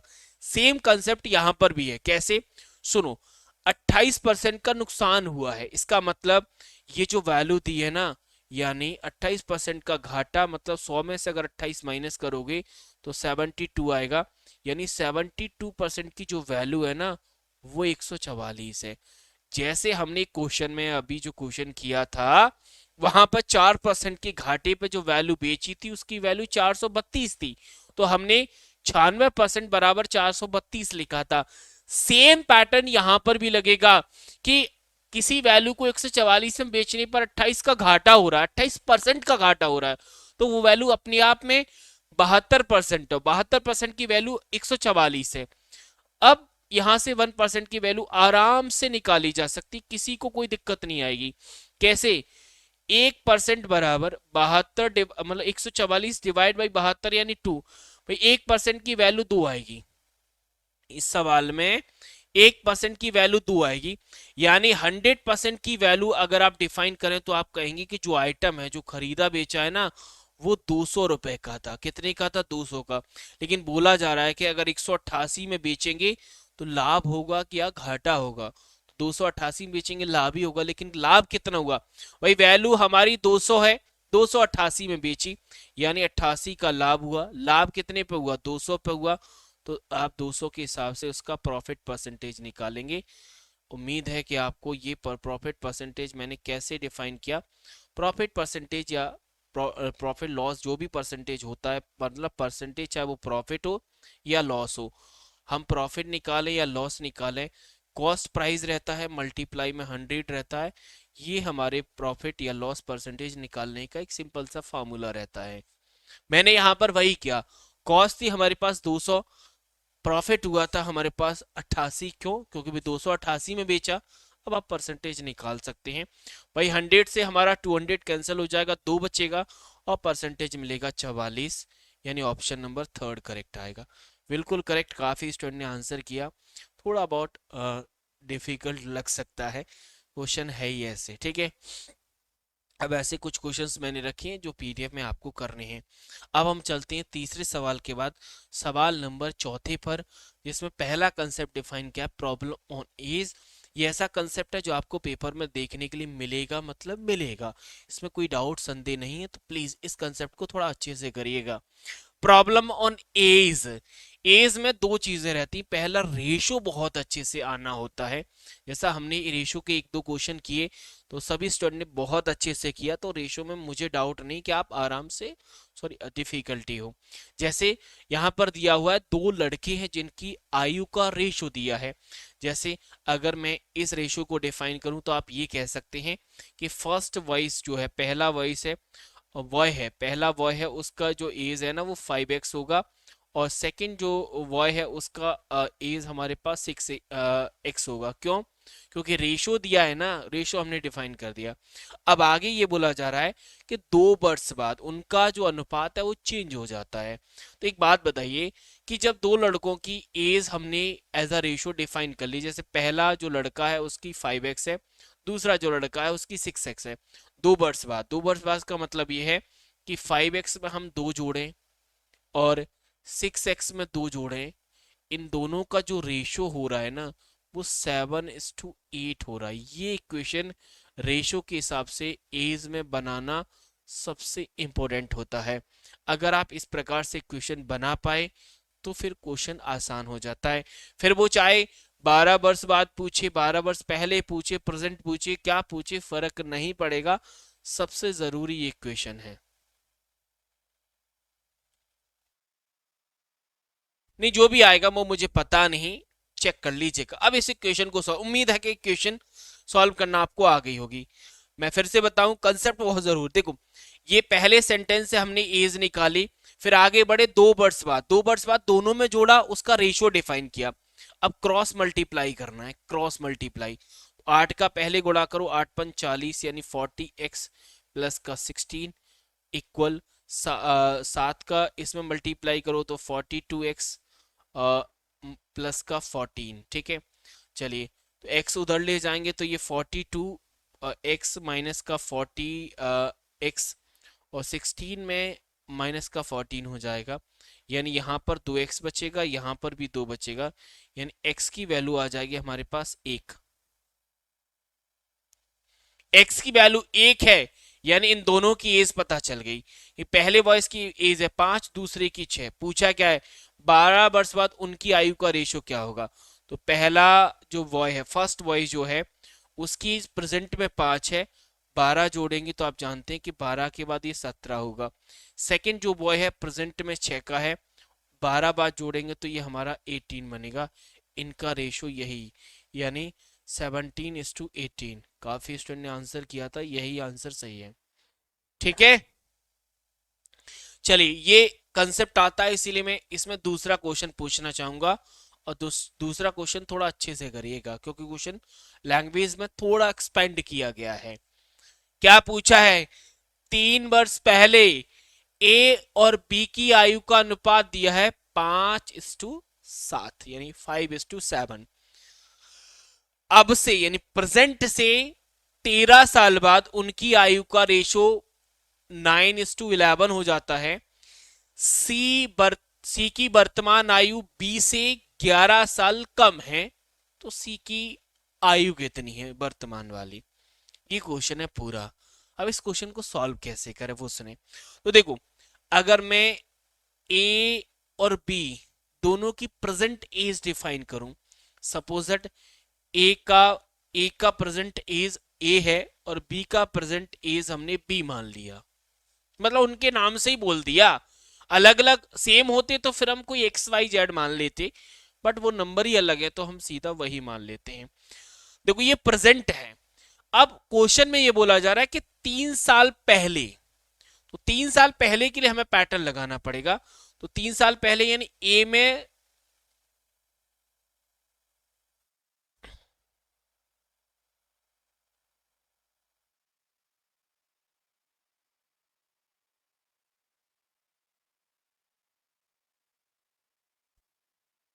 ए 3 साल पहले मतलब -3, और बी में 3 - 3 यानी इनका जो रेशियो आएगा वो ये कह रहा है 7:5।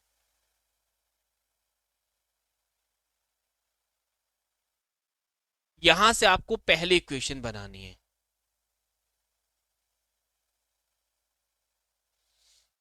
इसी क्वेश्चन को थोड़ा सा आंसर किया जाए तो 13 साल बाद, मतलब ए की प्रेजेंट ए है, तो 13 साल बाद मतलब A + 13 और B + 13 का जो रेशो है वो 9:11 है। यहां से हमारी दूसरी इक्वेशन आएगी। बस दोनों इक्वेशन निकाल के कंपैरिजन करा दीजिएगा, और जो हमारी विलोपन विधि हमने जो मैथ्स में पढ़ी है ना 10th में, वो काम आएगी इस क्वेश्चन में। दो इक्वेशन निकाले, मिस प्रिंट हो सकता है, देख लेते हैं मिस प्रिंट है क्या। चलिए सॉल्व करते हैं और पहुंचते हैं क्वेश्चन तक। तो 7, अगर आप इस क्वेश्चन को देखें तो 7A -21, 5V -15, तो ये 7A -5B और +6, ये पहली इक्वेशन बन गई। ये हमारी पहली इक्वेशन बन गई। भाई 21 इधर जाएगा तो 15 माइनस होंगे तो हमारा 6 बचेगा। दूसरी इक्वेशन देख लेते हैं। 11A प्लस गुणा करें 143, 9B प्लस 117, 11A माइनस का 9B। थोड़ा अच्छा क्वेश्चन है।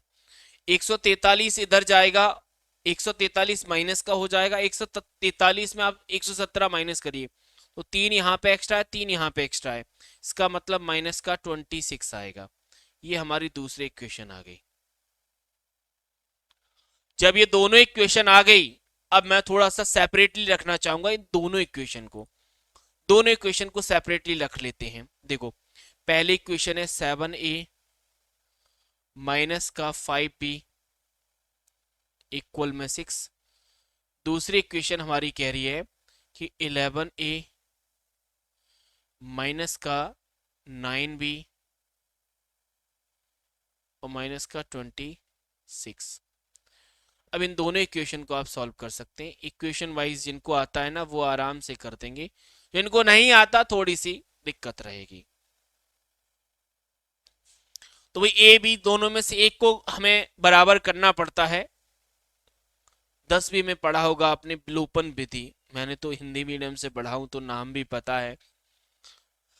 तो भाई 11 का गुणा इसमें कर दो, 7 का गुणा इसमें कर दो, कर दीजिए।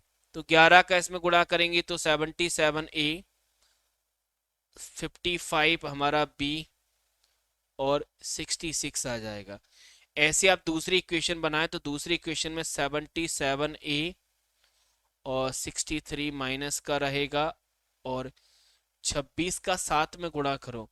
देखो 26 का 5 से गुणा होता है 130 होता है, यानी 26 पंच 130 होता है, 26 दूनी 52, यानी हमारा 182 हो जाएगा। जल्दी इनको कर दो माइनस, माइनस यहाँ पे हुआ, ये माइनस का प्लस हो जाएगा, ये माइनस का हमारा प्लस हो जाएगा। ये साइन चेंज हो जाते हैं उम्मीद है कि आपने सीखे होंगे। ये माइनस हो गया, ये हमारा प्लस हो गया, ये हमारा प्लस हो गया, ठीक है। ये कैंसिल हो जाएगा, ये माइनस की वैल्यू है, माइनस करिए तो यहाँ पर देखेंगे 5 और 3 या 8, यानी 8 भी बचेगा प्लस का। इन दोनों को जोड़ो 8, और फिर जोड़ेंगे तो 8 और ये 4 2। चलिए v की वैल्यू निकालो, यानी 248 में डिवाइड 8 का देंगे तो 8 3 24, 8 एकम 8, यानी b की वैल्यू 31 आ गई। v की जो वैल्यू है वो 31, यानी b की जो प्रेजेंट एज है वो 31 है। b की जो प्रेजेंट एज है वो 31। मैंने यहाँ पर पूरी इक्वेशन सॉल्व करी और v की हमारे सामने एज आ गई है, v की वैल्यू आ गई, तो मैं सीधा v की वैल्यू लिख देता हूँ। और क्वेश्चन में b की वैल्यू से ही काम चल रहा था, इसीलिए मैंने a को बराबर किया। अगर a का डिफाइन होता तो मैं b को करता। थोड़ा सा जिस जो मैथ्स जानता है ना उसको पता है कि मैंने a को ही क्यों कैंसिल किया वहां पर, क्योंकि b हमारे काम का है। लिखा है ना, c की वर्तमान एज b की उम्र से 11 साल कम है। देखो अगर b 31 का है तो c कितने का होगा भाई, 11 साल कम। तो 11 साल कम यानी c में 11 कम कर दो, b में 11 कम, तो 31 में 11 कम करोगे तो भाई आप जानते हैं कि 20 मिलेगा। और उसकी वर्तमान एज ही पूछी है तो हम लोग 20 आंसर कर देंगे। यस, बिल्कुल करेक्ट है। हाँ, थोड़ा सा क्वेश्चन है ऐसा, क्या करें भाई, आज जो क्वेश्चन है उनका पैटर्न ऐसे ही जा रहा है तो मुझे जाना पड़ेगा, मजबूरन जाना पड़ेगा, ठीक है। चलिए, तो अब एज के मैंने क्वेश्चंस कुछ आपके लिए रखे हैं, 3 से 4 क्वेश्चन है जो आपको करने हैं। अब आता हूं मैं इसी सवाल में दूसरे कंसेप्ट की तरफ। जैसे रेशो पूछा जा रहा है ना आपके एग्जाम में, ऐसे ही औसत के क्वेश्चन भी आने के पूरे चांसेस हैं। तो औसत में, औसत का एक सिंपल सा कंसेप्ट होता है, सिंपल फॉर्मूला में बोलूं तो ज्यादा सही होगा। औसत का फॉर्मूला होता है, औसत का आप ऐसे ही करिएगा तो भले ही क्वेश्चन कितना भी डिफिकल्ट हो आराम से कर जाएंगे। औसत का फॉर्मूला होता है औसत बराबर सम ऑफ टोटल नंबर, यानी उनका हम योग निकालेंगे, योग निकालेंगे जितने भी नंबर होंगे, और टोटल हमारे पास नंबर कितने हैं कुल, वो हम लिख देंगे। ये औसत का फॉर्मूला होता है। इंग्लिश मीडियम वाले लिख लें, average equals to sum of total number divide by total, ये फॉर्मूला होता है। जैसे इस क्वेश्चन में भाई हमारे पास यूनिवर्सिटी के टीचर्स की संख्या है, यूनिवर्सिटी ABCDEF दी है। अब पूछा क्या जा रहा है कि एवरेज निकालना है यूनिवर्सिटी ACDF का। तो क्या होगा, औसत निकालने के लिए हमें ए जो जो यूनिवर्सिटी की संख्या पूछी है ना उन्हीं को हम जोड़ेंगे। तो देखो ए की हमारे पास कितनी है, 707 है, सॉरी 704 है। फिर यूनिवर्सिटी सी पूछा है, सी में कितनी वैल्यू है, तो सी में है ये वाली वैल्यू 1216। फिर डी है, डी में हमारे पास कितनी है, 384 है। और फिर हमारे पास कौन सी है, एफ नहीं, सॉरी ई नहीं है, एफ है, यानी 1152, यानी 11, इनको जोड़ना है। और डिवाइड में कितनी यूनिवर्सिटी है, 4 है, ACDF, तो 4 का डिवाइड दे देंगे। जो भी आंसर आएगा वो हमारा इस क्वेश्चन का आंसर होगा।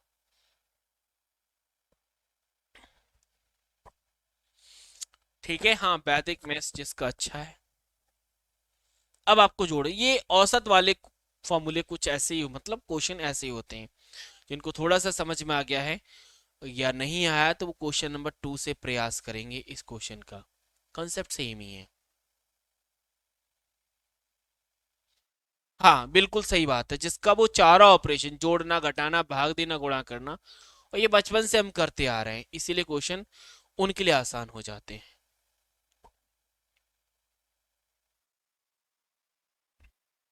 अब जैसे इस क्वेश्चन को करें, इस क्वेश्चन में क्या बोला है कि एक ग्रुप में 30 स्टूडेंट अपीयर हुए एक टेस्ट में। एक ग्रुप के 30 स्टूडेंट एक टेस्ट में बैठे हैं। अब क्वेश्चन आगे कह रहा है कि 12 छात्रों का जो औसत है वो 62 है। यानी एवरेज अगर बोला जाए तो एवरेज का जो फॉर्मूला वो ये कहता है sum of total number divide by total.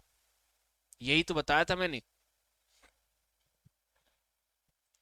अब यहां से सम हमारा काम करेगा। पूछा क्या है कि समूह का औसत क्या है, यानी 30 स्टूडेंट का औसत क्या है वो हमें निकालना है। अब निकालेंगे कैसे, वो हमारे लिए क्वेश्चन है। कैसे निकालेंगे, पहले फर्स्ट समूह के लिए हम जाते हैं। ये देखो 12 छात्रों का औसत ये है। तो अगर मैं पहले क्वेश्चन की तरफ जाऊं तो 12 का औसत अगर 62 है, इसका मतलब टोटल में 12 है और सम हमें 12 का निकालना है, तो हमारा कुछ काम हो सकता है। ये पहली इक्वेशन कह रही है। ऐसे दूसरे इक्वेशन ये कह रही है कि बाकी के छात्रों का औसत भी 62 है। भाई बाकी का भी 62 है तो टोटल 62 हो जाएंगे। इसमें फिर क्या है, यानी आप टोटल ही कर लो।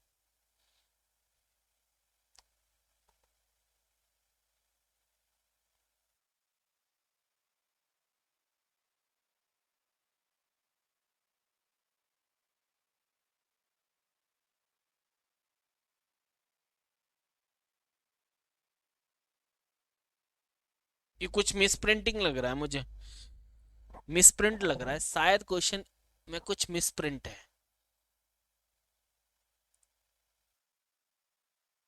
क्योंकि 62 तो होगा नहीं, फिर तो 62 ही आ जाएगा, फिर दिमाग लगाने की जरूरत ही नहीं है। क्योंकि देखो 12 का अगर 62 है और बच्चों का भी, मतलब जो बच्चे हैं उनका भी 62 है, तो सबका ही 62 होगा ना, फिर उसमें कोई दिक्कत नहीं है। इसमें क्वेश्चन क्वेश्चन में कुछ नहीं, सिर्फ लैंग्वेज में फंसा रहे हैं वो। हाँ, क्वेश्चन हो सकता था, और शायद ये क्वेश्चन मतलब सिर्फ ऑप्शन में डील करना सिखा रहा है। बाकी क्वेश्चन जो इस पैटर्न के आते हैं ना, यहाँ पर रेशो कुछ होता है और बचे हुए का रेशो थोड़ा अलग होता है। यहाँ पर रेशो सेम है, इसीलिए हमें ज्यादा कैलकुलेट करने की जरूरत ही नहीं है। तो ठीक है, ये बाकी क्वेश्चंस हैं आपके पास, जैसे ये क्वेश्चन है।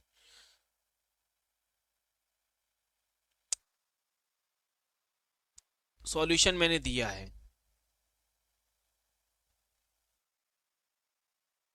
इसी में एक तीसरा कंसेप्ट है टाइम स्पीड डिस्टेंस वाला। जैसे रेशियो का क्वेश्चन कंसेप्ट होता है ना बहुत आसान, रेशियो का जैसे औसत का फॉर्मूला है, ऐसे ही स्पीड टाइम डिस्टेंस का भी फॉर्मूला होता है, स्पीड बराबर डिस्टेंस अपॉन टाइम। इसी पर पूरा वोट हो गया। नल ट्यूब वाले क्वेश्चन ये सारे बोट, सॉरी बोट वाले क्वेश्चन, नल ट्यूब वाले तो टाइम एंड वर्क पे जाते हैं। तो स्टूडेंट के कमेंट थोड़े से लो जा रहे हैं, सब लोग थोड़े से असमंजस में चले गए। चलिए इस क्वेश्चन को करिएगा, मैं एक दो क्वेश्चन और करा देता हूं, मुझे लग नहीं रहा कि आप लोग ठेल रहे हैं, क्योंकि स्टूडेंट के कमेंट नहीं आते तो मुझे भी थोड़ा सा वो लगता है। दो ट्रेन हैं जिनकी लेंथ इक्वल है और पैरेलल चल रही हैं, सेम डायरेक्शन में जा रही हैं। एक की स्पीड 45 किलोमीटर पर आवर्स की स्पीड है, दूसरे की है 36। पूछा जा रहा है कि faster train pass slower train in 36 second, यानी जो फास्ट चलने वाली ट्रेन है वो स्लोअर, जो स्पीड कम से चल रही है उसे 36 सेकेंड में पार कर देती है। तो भाई लेंथ ऑफ ईच ट्रेन, प्रत्येक लेंथ की, सॉरी प्रत्येक ट्रेन की लंबाई कितनी है। नहीं, लास्ट ऑप्शन है हमारे पास 90।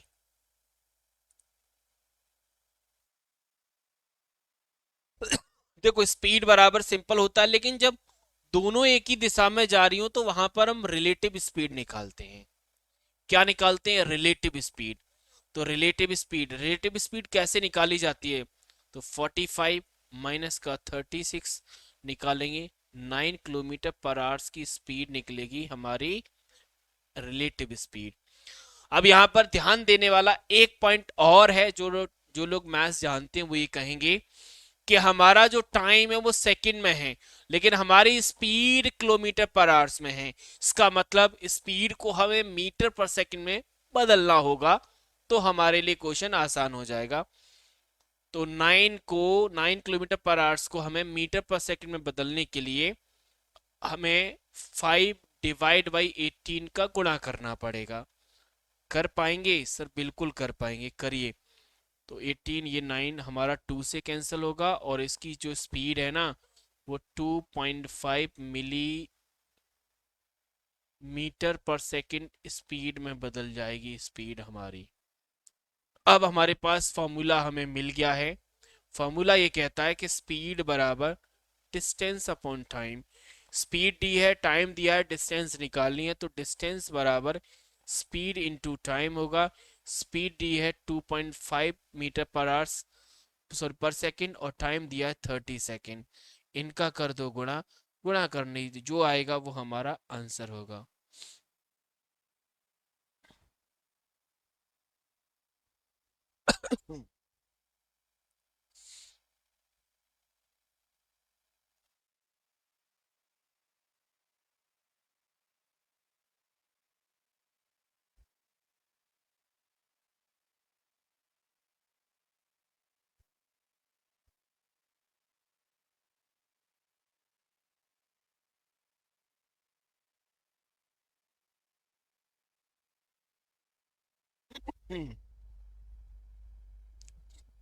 तो डिस्टेंस आ रही 90, यानी डी बराबर 90 है। अब डी बराबर 90 है तो हमारी जो ट्रेन की लेंथ कितनी आएगी?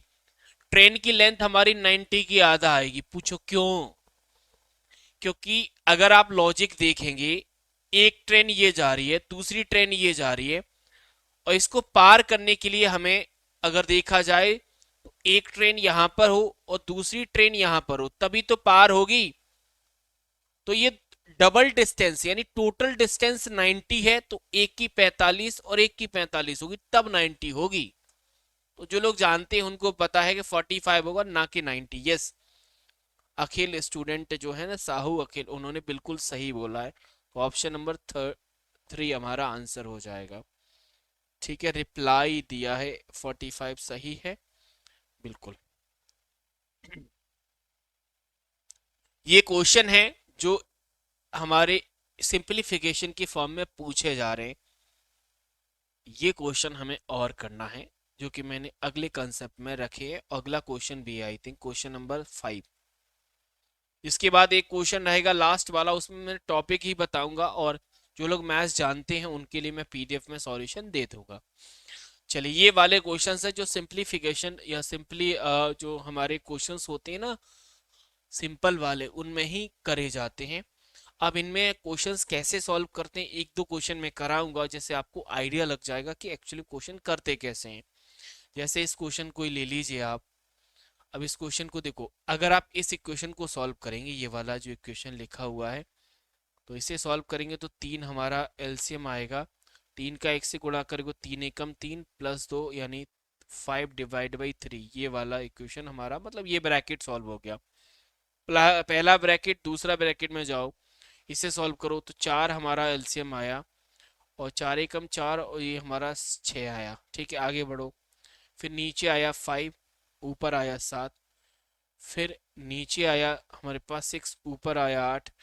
ऐसे ही चलते जाएंगे चलते जाएंगे, और लास्ट में हमारे पास नीचे 23 आएगा, और ऊपर हमारे पास, नहीं सही कह रहा हूँ, दो दो जोड़े जा रहे हैं ना, दो दो जोड़े आ रहे हैं। 3 का 5, 4 का 6, 5 का 7, 6 का 8, और इसका 25। जब आप इस पैटर्न पर चल रहे हैं तो आपको एक चीज और अच्छे से दिखाई दे रही होगी। वो क्या है, सुनिए भाई। देख, ऊपर 5 है तो ये 5 यहां से कैंसल आउट होगा, ये 6 है यहां से कैंसल आउट होगा, ये सीरीज आगे चलती चली जाएगी और कैंसल बनता जाएगा, कैंसल चलता जाएगा। तो हमारे पास जो पैटर्न बचेगा जिसे हम सॉल्व में लेंगे, अगर मैं और सिंपल करूं तो, और सिंपल करूं तो आप ये कह सकते हैं कि ऊपर 5 मल्टीप्लाई 6 मल्टीप्लाई 7 मल्टीप्लाई 8, ऐसे हमारी सीरीज मल्टीप्लाई 25 तक जा रही है। और नीचे अगर आप देखेंगे तो 3 मल्टीप्लाई 4 मल्टीप्लाई 5 मल्टीप्लाई, ऐसे ये सीरीज 23 तक जा रही है। ये एक पूरा बन रहा है, क्योंकि मल्टीप्लाई में ही, इसीलिए में ज्यादा दिमाग नहीं लगेगा। अगर आप ये पैटर्न समझ पाए हैं तो आपको एक बात समझ में आ गई होगी कि हमारा 5 से 23 तक ये पूरा हमारा कैंसिल हो जाएगा। नीचे 3 × 4 बचेगा और ऊपर 5 से कैंसिल हो रहा है तो ऊपर हमारा 24 × 25 बचेगा। अगर आप इतना समझ पाए हैं तो ये पूरी वैल्यू आसान हो गई है।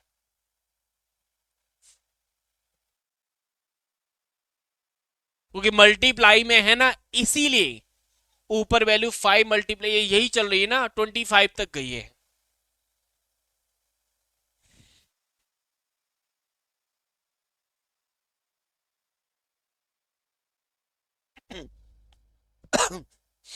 अब आपको सॉल्व कर देना है।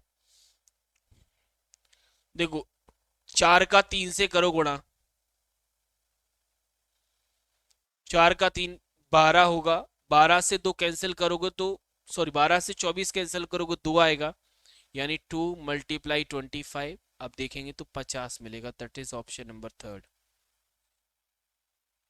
एक दो स्टूडेंट है जो अच्छे से आंसर कर रहे हैं, बाकी सिर्फ देख रहे हैं। मैं उनकी मतलब काबिलियत पर डाउट नहीं कर रहा हूँ, क्योंकि मैथ्स में उनका हाथ कमजोर है, इसीलिए वो देख रहे हैं। सीमा जी का भी आंसर है, ठीक है, समझ में आया ना? हाँ सर आया, ठीक है। चलिए अब आंसर आना स्टार्ट है। अगर आप समझ गए हैं तो आप इस क्वेश्चन को भी ट्राई कर सकते हैं।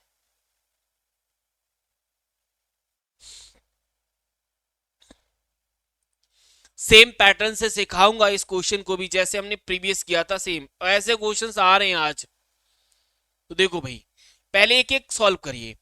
ये हमारा 2 की पावर 2 है, 4 होता है, यानी अगर आप इसे सॉल्व करें, पहले एक को सॉल्व करिए तब आपको समझ में। आंसर लिखा है नीचे, कोई दिक्कत नहीं।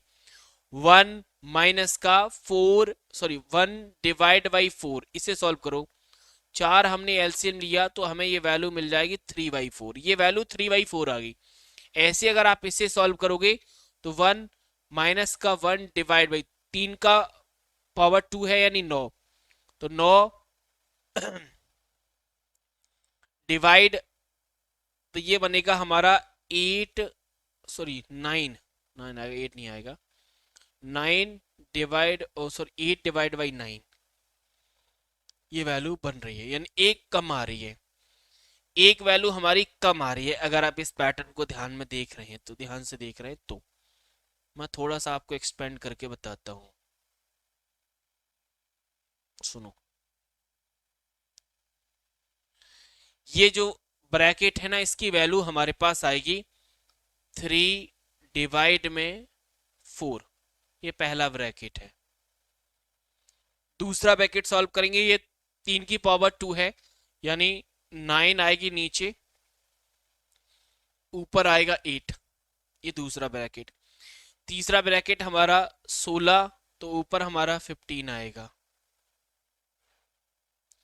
ऐसे हम चलते चले जाएंगे। तो ये 2011 है, 2011, 2011 दो बार आएगा नीचे। इनको गुणा करने पे जो वे कम होगा वो हमारी ऊपर वैल्यू आएगी। अब 2011 का स्क्वायर लिखा ना, तो हम यहाँ पे फंस गए। अब इसे कैसे सॉल्व करते, तो इसके लिए एक और ट्रिक यहाँ पर हम यूज कर सकते थे। वो क्या कर सकते थे वो सुने। हम इस क्वेश्चन को थोड़ा और ब्रेक कर सकते थे। कैसे, सुनो। ये जो 3/4 लिखा है ना, इसे मैं दो भागों में बांट सकता हूं। 1/2 मल्टीप्लाई 3/2। ये पहला ब्रैकेट मैंने तो ब्रेक कर दिया। ये क्यों किया? क्योंकि थोड़ा सा आसानी होगी। ऐसे आप अगर इसे देखें तो आप इसे भी सॉल्व कर सकते हैं।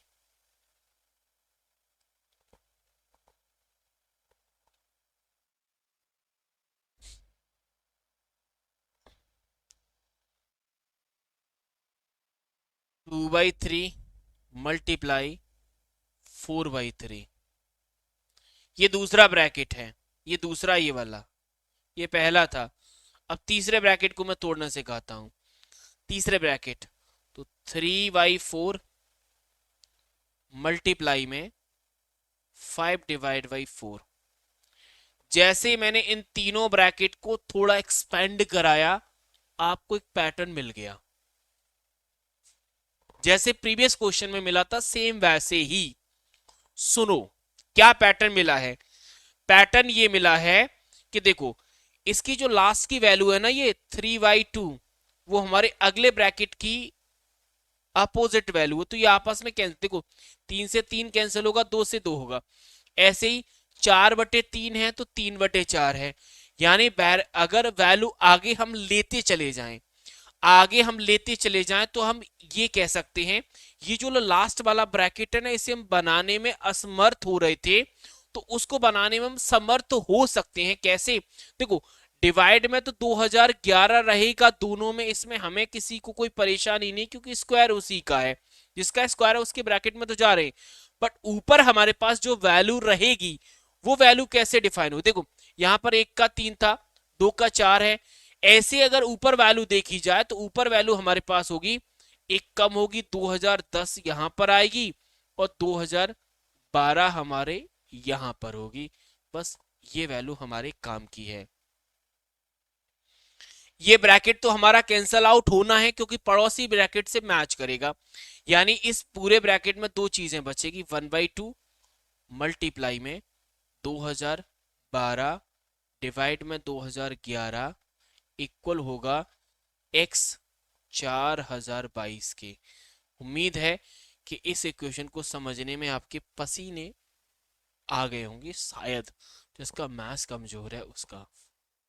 अब आप इसे सॉल्व कर सकते हैं, किसी को कोई परेशानी होगी नहीं, क्योंकि x की वैल्यू हम सीधी डिफाइन कर जाएंगे जब x की वैल्यू आ जाएगी। बट क्वेश्चन में पूछा कुछ और है, x की जो वैल्यू आएगी उसकी सम ऑफ डिजिट पूछी है। तो x की वैल्यू हमारे पास 2012 आ रही है, x की जो वैल्यू है ना 2012 है, बट सवाल ये पूछ रहा है कि x की वैल्यू में जो डिजिट यूज हुए उनका सम क्या है। तो 2012 में 2012 है, इनको जोड़ेंगे तो 5 ही आएगा। तो ऑप्शन नंबर इसीलिए थर्ड आंसर करेक्ट है। नहीं, 48 नहीं आएगा भाई। सवाल ये कह रहा है ना भाई, पहले ब्रैकेट से तो 1/2 बचा है मल्टीप्लाई, दूसरे ब्रैकेट से 2012 डिवाइड में 2011 इक्वल में हमारे पास x डिवाइड में 4022 था। तो अब सॉल्व कैसे किया जाए? देखो, ये वैल्यू मल्टीप्लाई करोगे तो 4022 बनेगी, ये कैंसिल हो जाएगा, x की सीधी वैल्यू बराबर हो जाएगी, इसीलिए x बराबर मैंने 2012 बोला। इनके डिजिट को जोड़ा जाएगा, मतलब 2 + 0 + 1 + 2, इनको जोड़ेंगे तो 5 ही बनेगा। सवाल यही कह रहा था। ठीक है, कोई दिक्कत नहीं, बहुत ज्यादा हो गया मैथ से खेलना, अब ज्यादा नहीं है। अब सीधा टॉपिक सुन लीजिए, मैं सीधा टॉपिक बता देता हूँ, सेशन को विराम दे देता हूँ, क्योंकि ज्यादा अच्छा लग नहीं रहा आप लोगों के आंसर के बिना। लास्ट क्वेश्चन है क्वेश्चन नंबर 63, जिसमें टाइम एंड वर्क के क्वेश्चन है। मैंने कुछ दो क्वेश्चन रखे, दोनों करिएगा। आई थिंक 3 है तो तीनों। प्रोबेबिलिटी है, कई सेशन से आया नहीं है, तो आप इनके सॉल्यूशन भी रखें तो वहां से कर सकते हैं। SICI ये आ रहा है, सिंपल इंटरेस्ट कंपाउंड इंटरेस्ट आ रहा है। स्पेशली सिंपल इंटरेस्ट के बेसिक से क्वेश्चन पूछे जा रहे हैं। जैसे ये क्वेश्चन है, अरुण है, अरुण के पास जो मूलधन था वो 2500 था, उसने 4 वर्ष में 750 रुपए का ब्याज कमाया, तो कितने रेट ऑफ इंटरेस्ट से कमाया? तो सिंपल इंटरेस्ट का बहुत सिंपल से, जैसे एवरेज का होता है ना, सेम वैसे ही SI बराबर होता है PRT/100। और इसे बहुत आराम से जैसे निकाल सकते, बाकी तरीके बहुत हैं इस क्वेश्चन को करने के। ऐसे हैं कि भाई 250 अपने आप में यानी 750 अगर 4 साल में मिला है, ऐसे कर सकते थे, 4 का डिवाइड करके। नहीं तो आप सीधा दिमाग मत लगाइए, इस फॉर्मूले को सॉल्व कर लीजिए, सॉरी R है बस।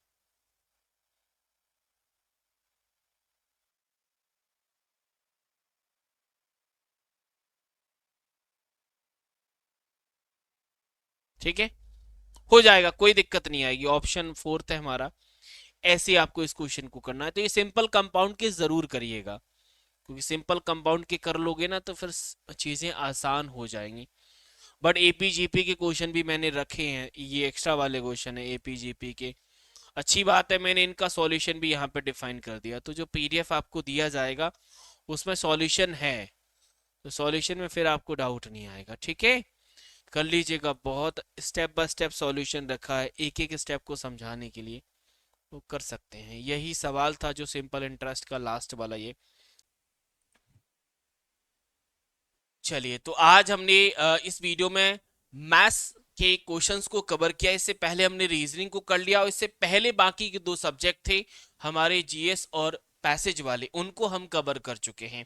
यानी ओवरऑल अगर मैं अभी एट द मोमेंट की बात करूं, तो सीबीसीटी 75 मार्क्स के कंटेंट में 23 का जो सिलेबस है, मतलब विदाउट कंप्यूटर, कंप्यूटर वाले बिना कंप्यूटर के सेक्शन को हम कवर कर चुके हैं। सिर्फ कंप्यूटर के 52 क्वेश्चंस का कंटेंट बचा है, 52।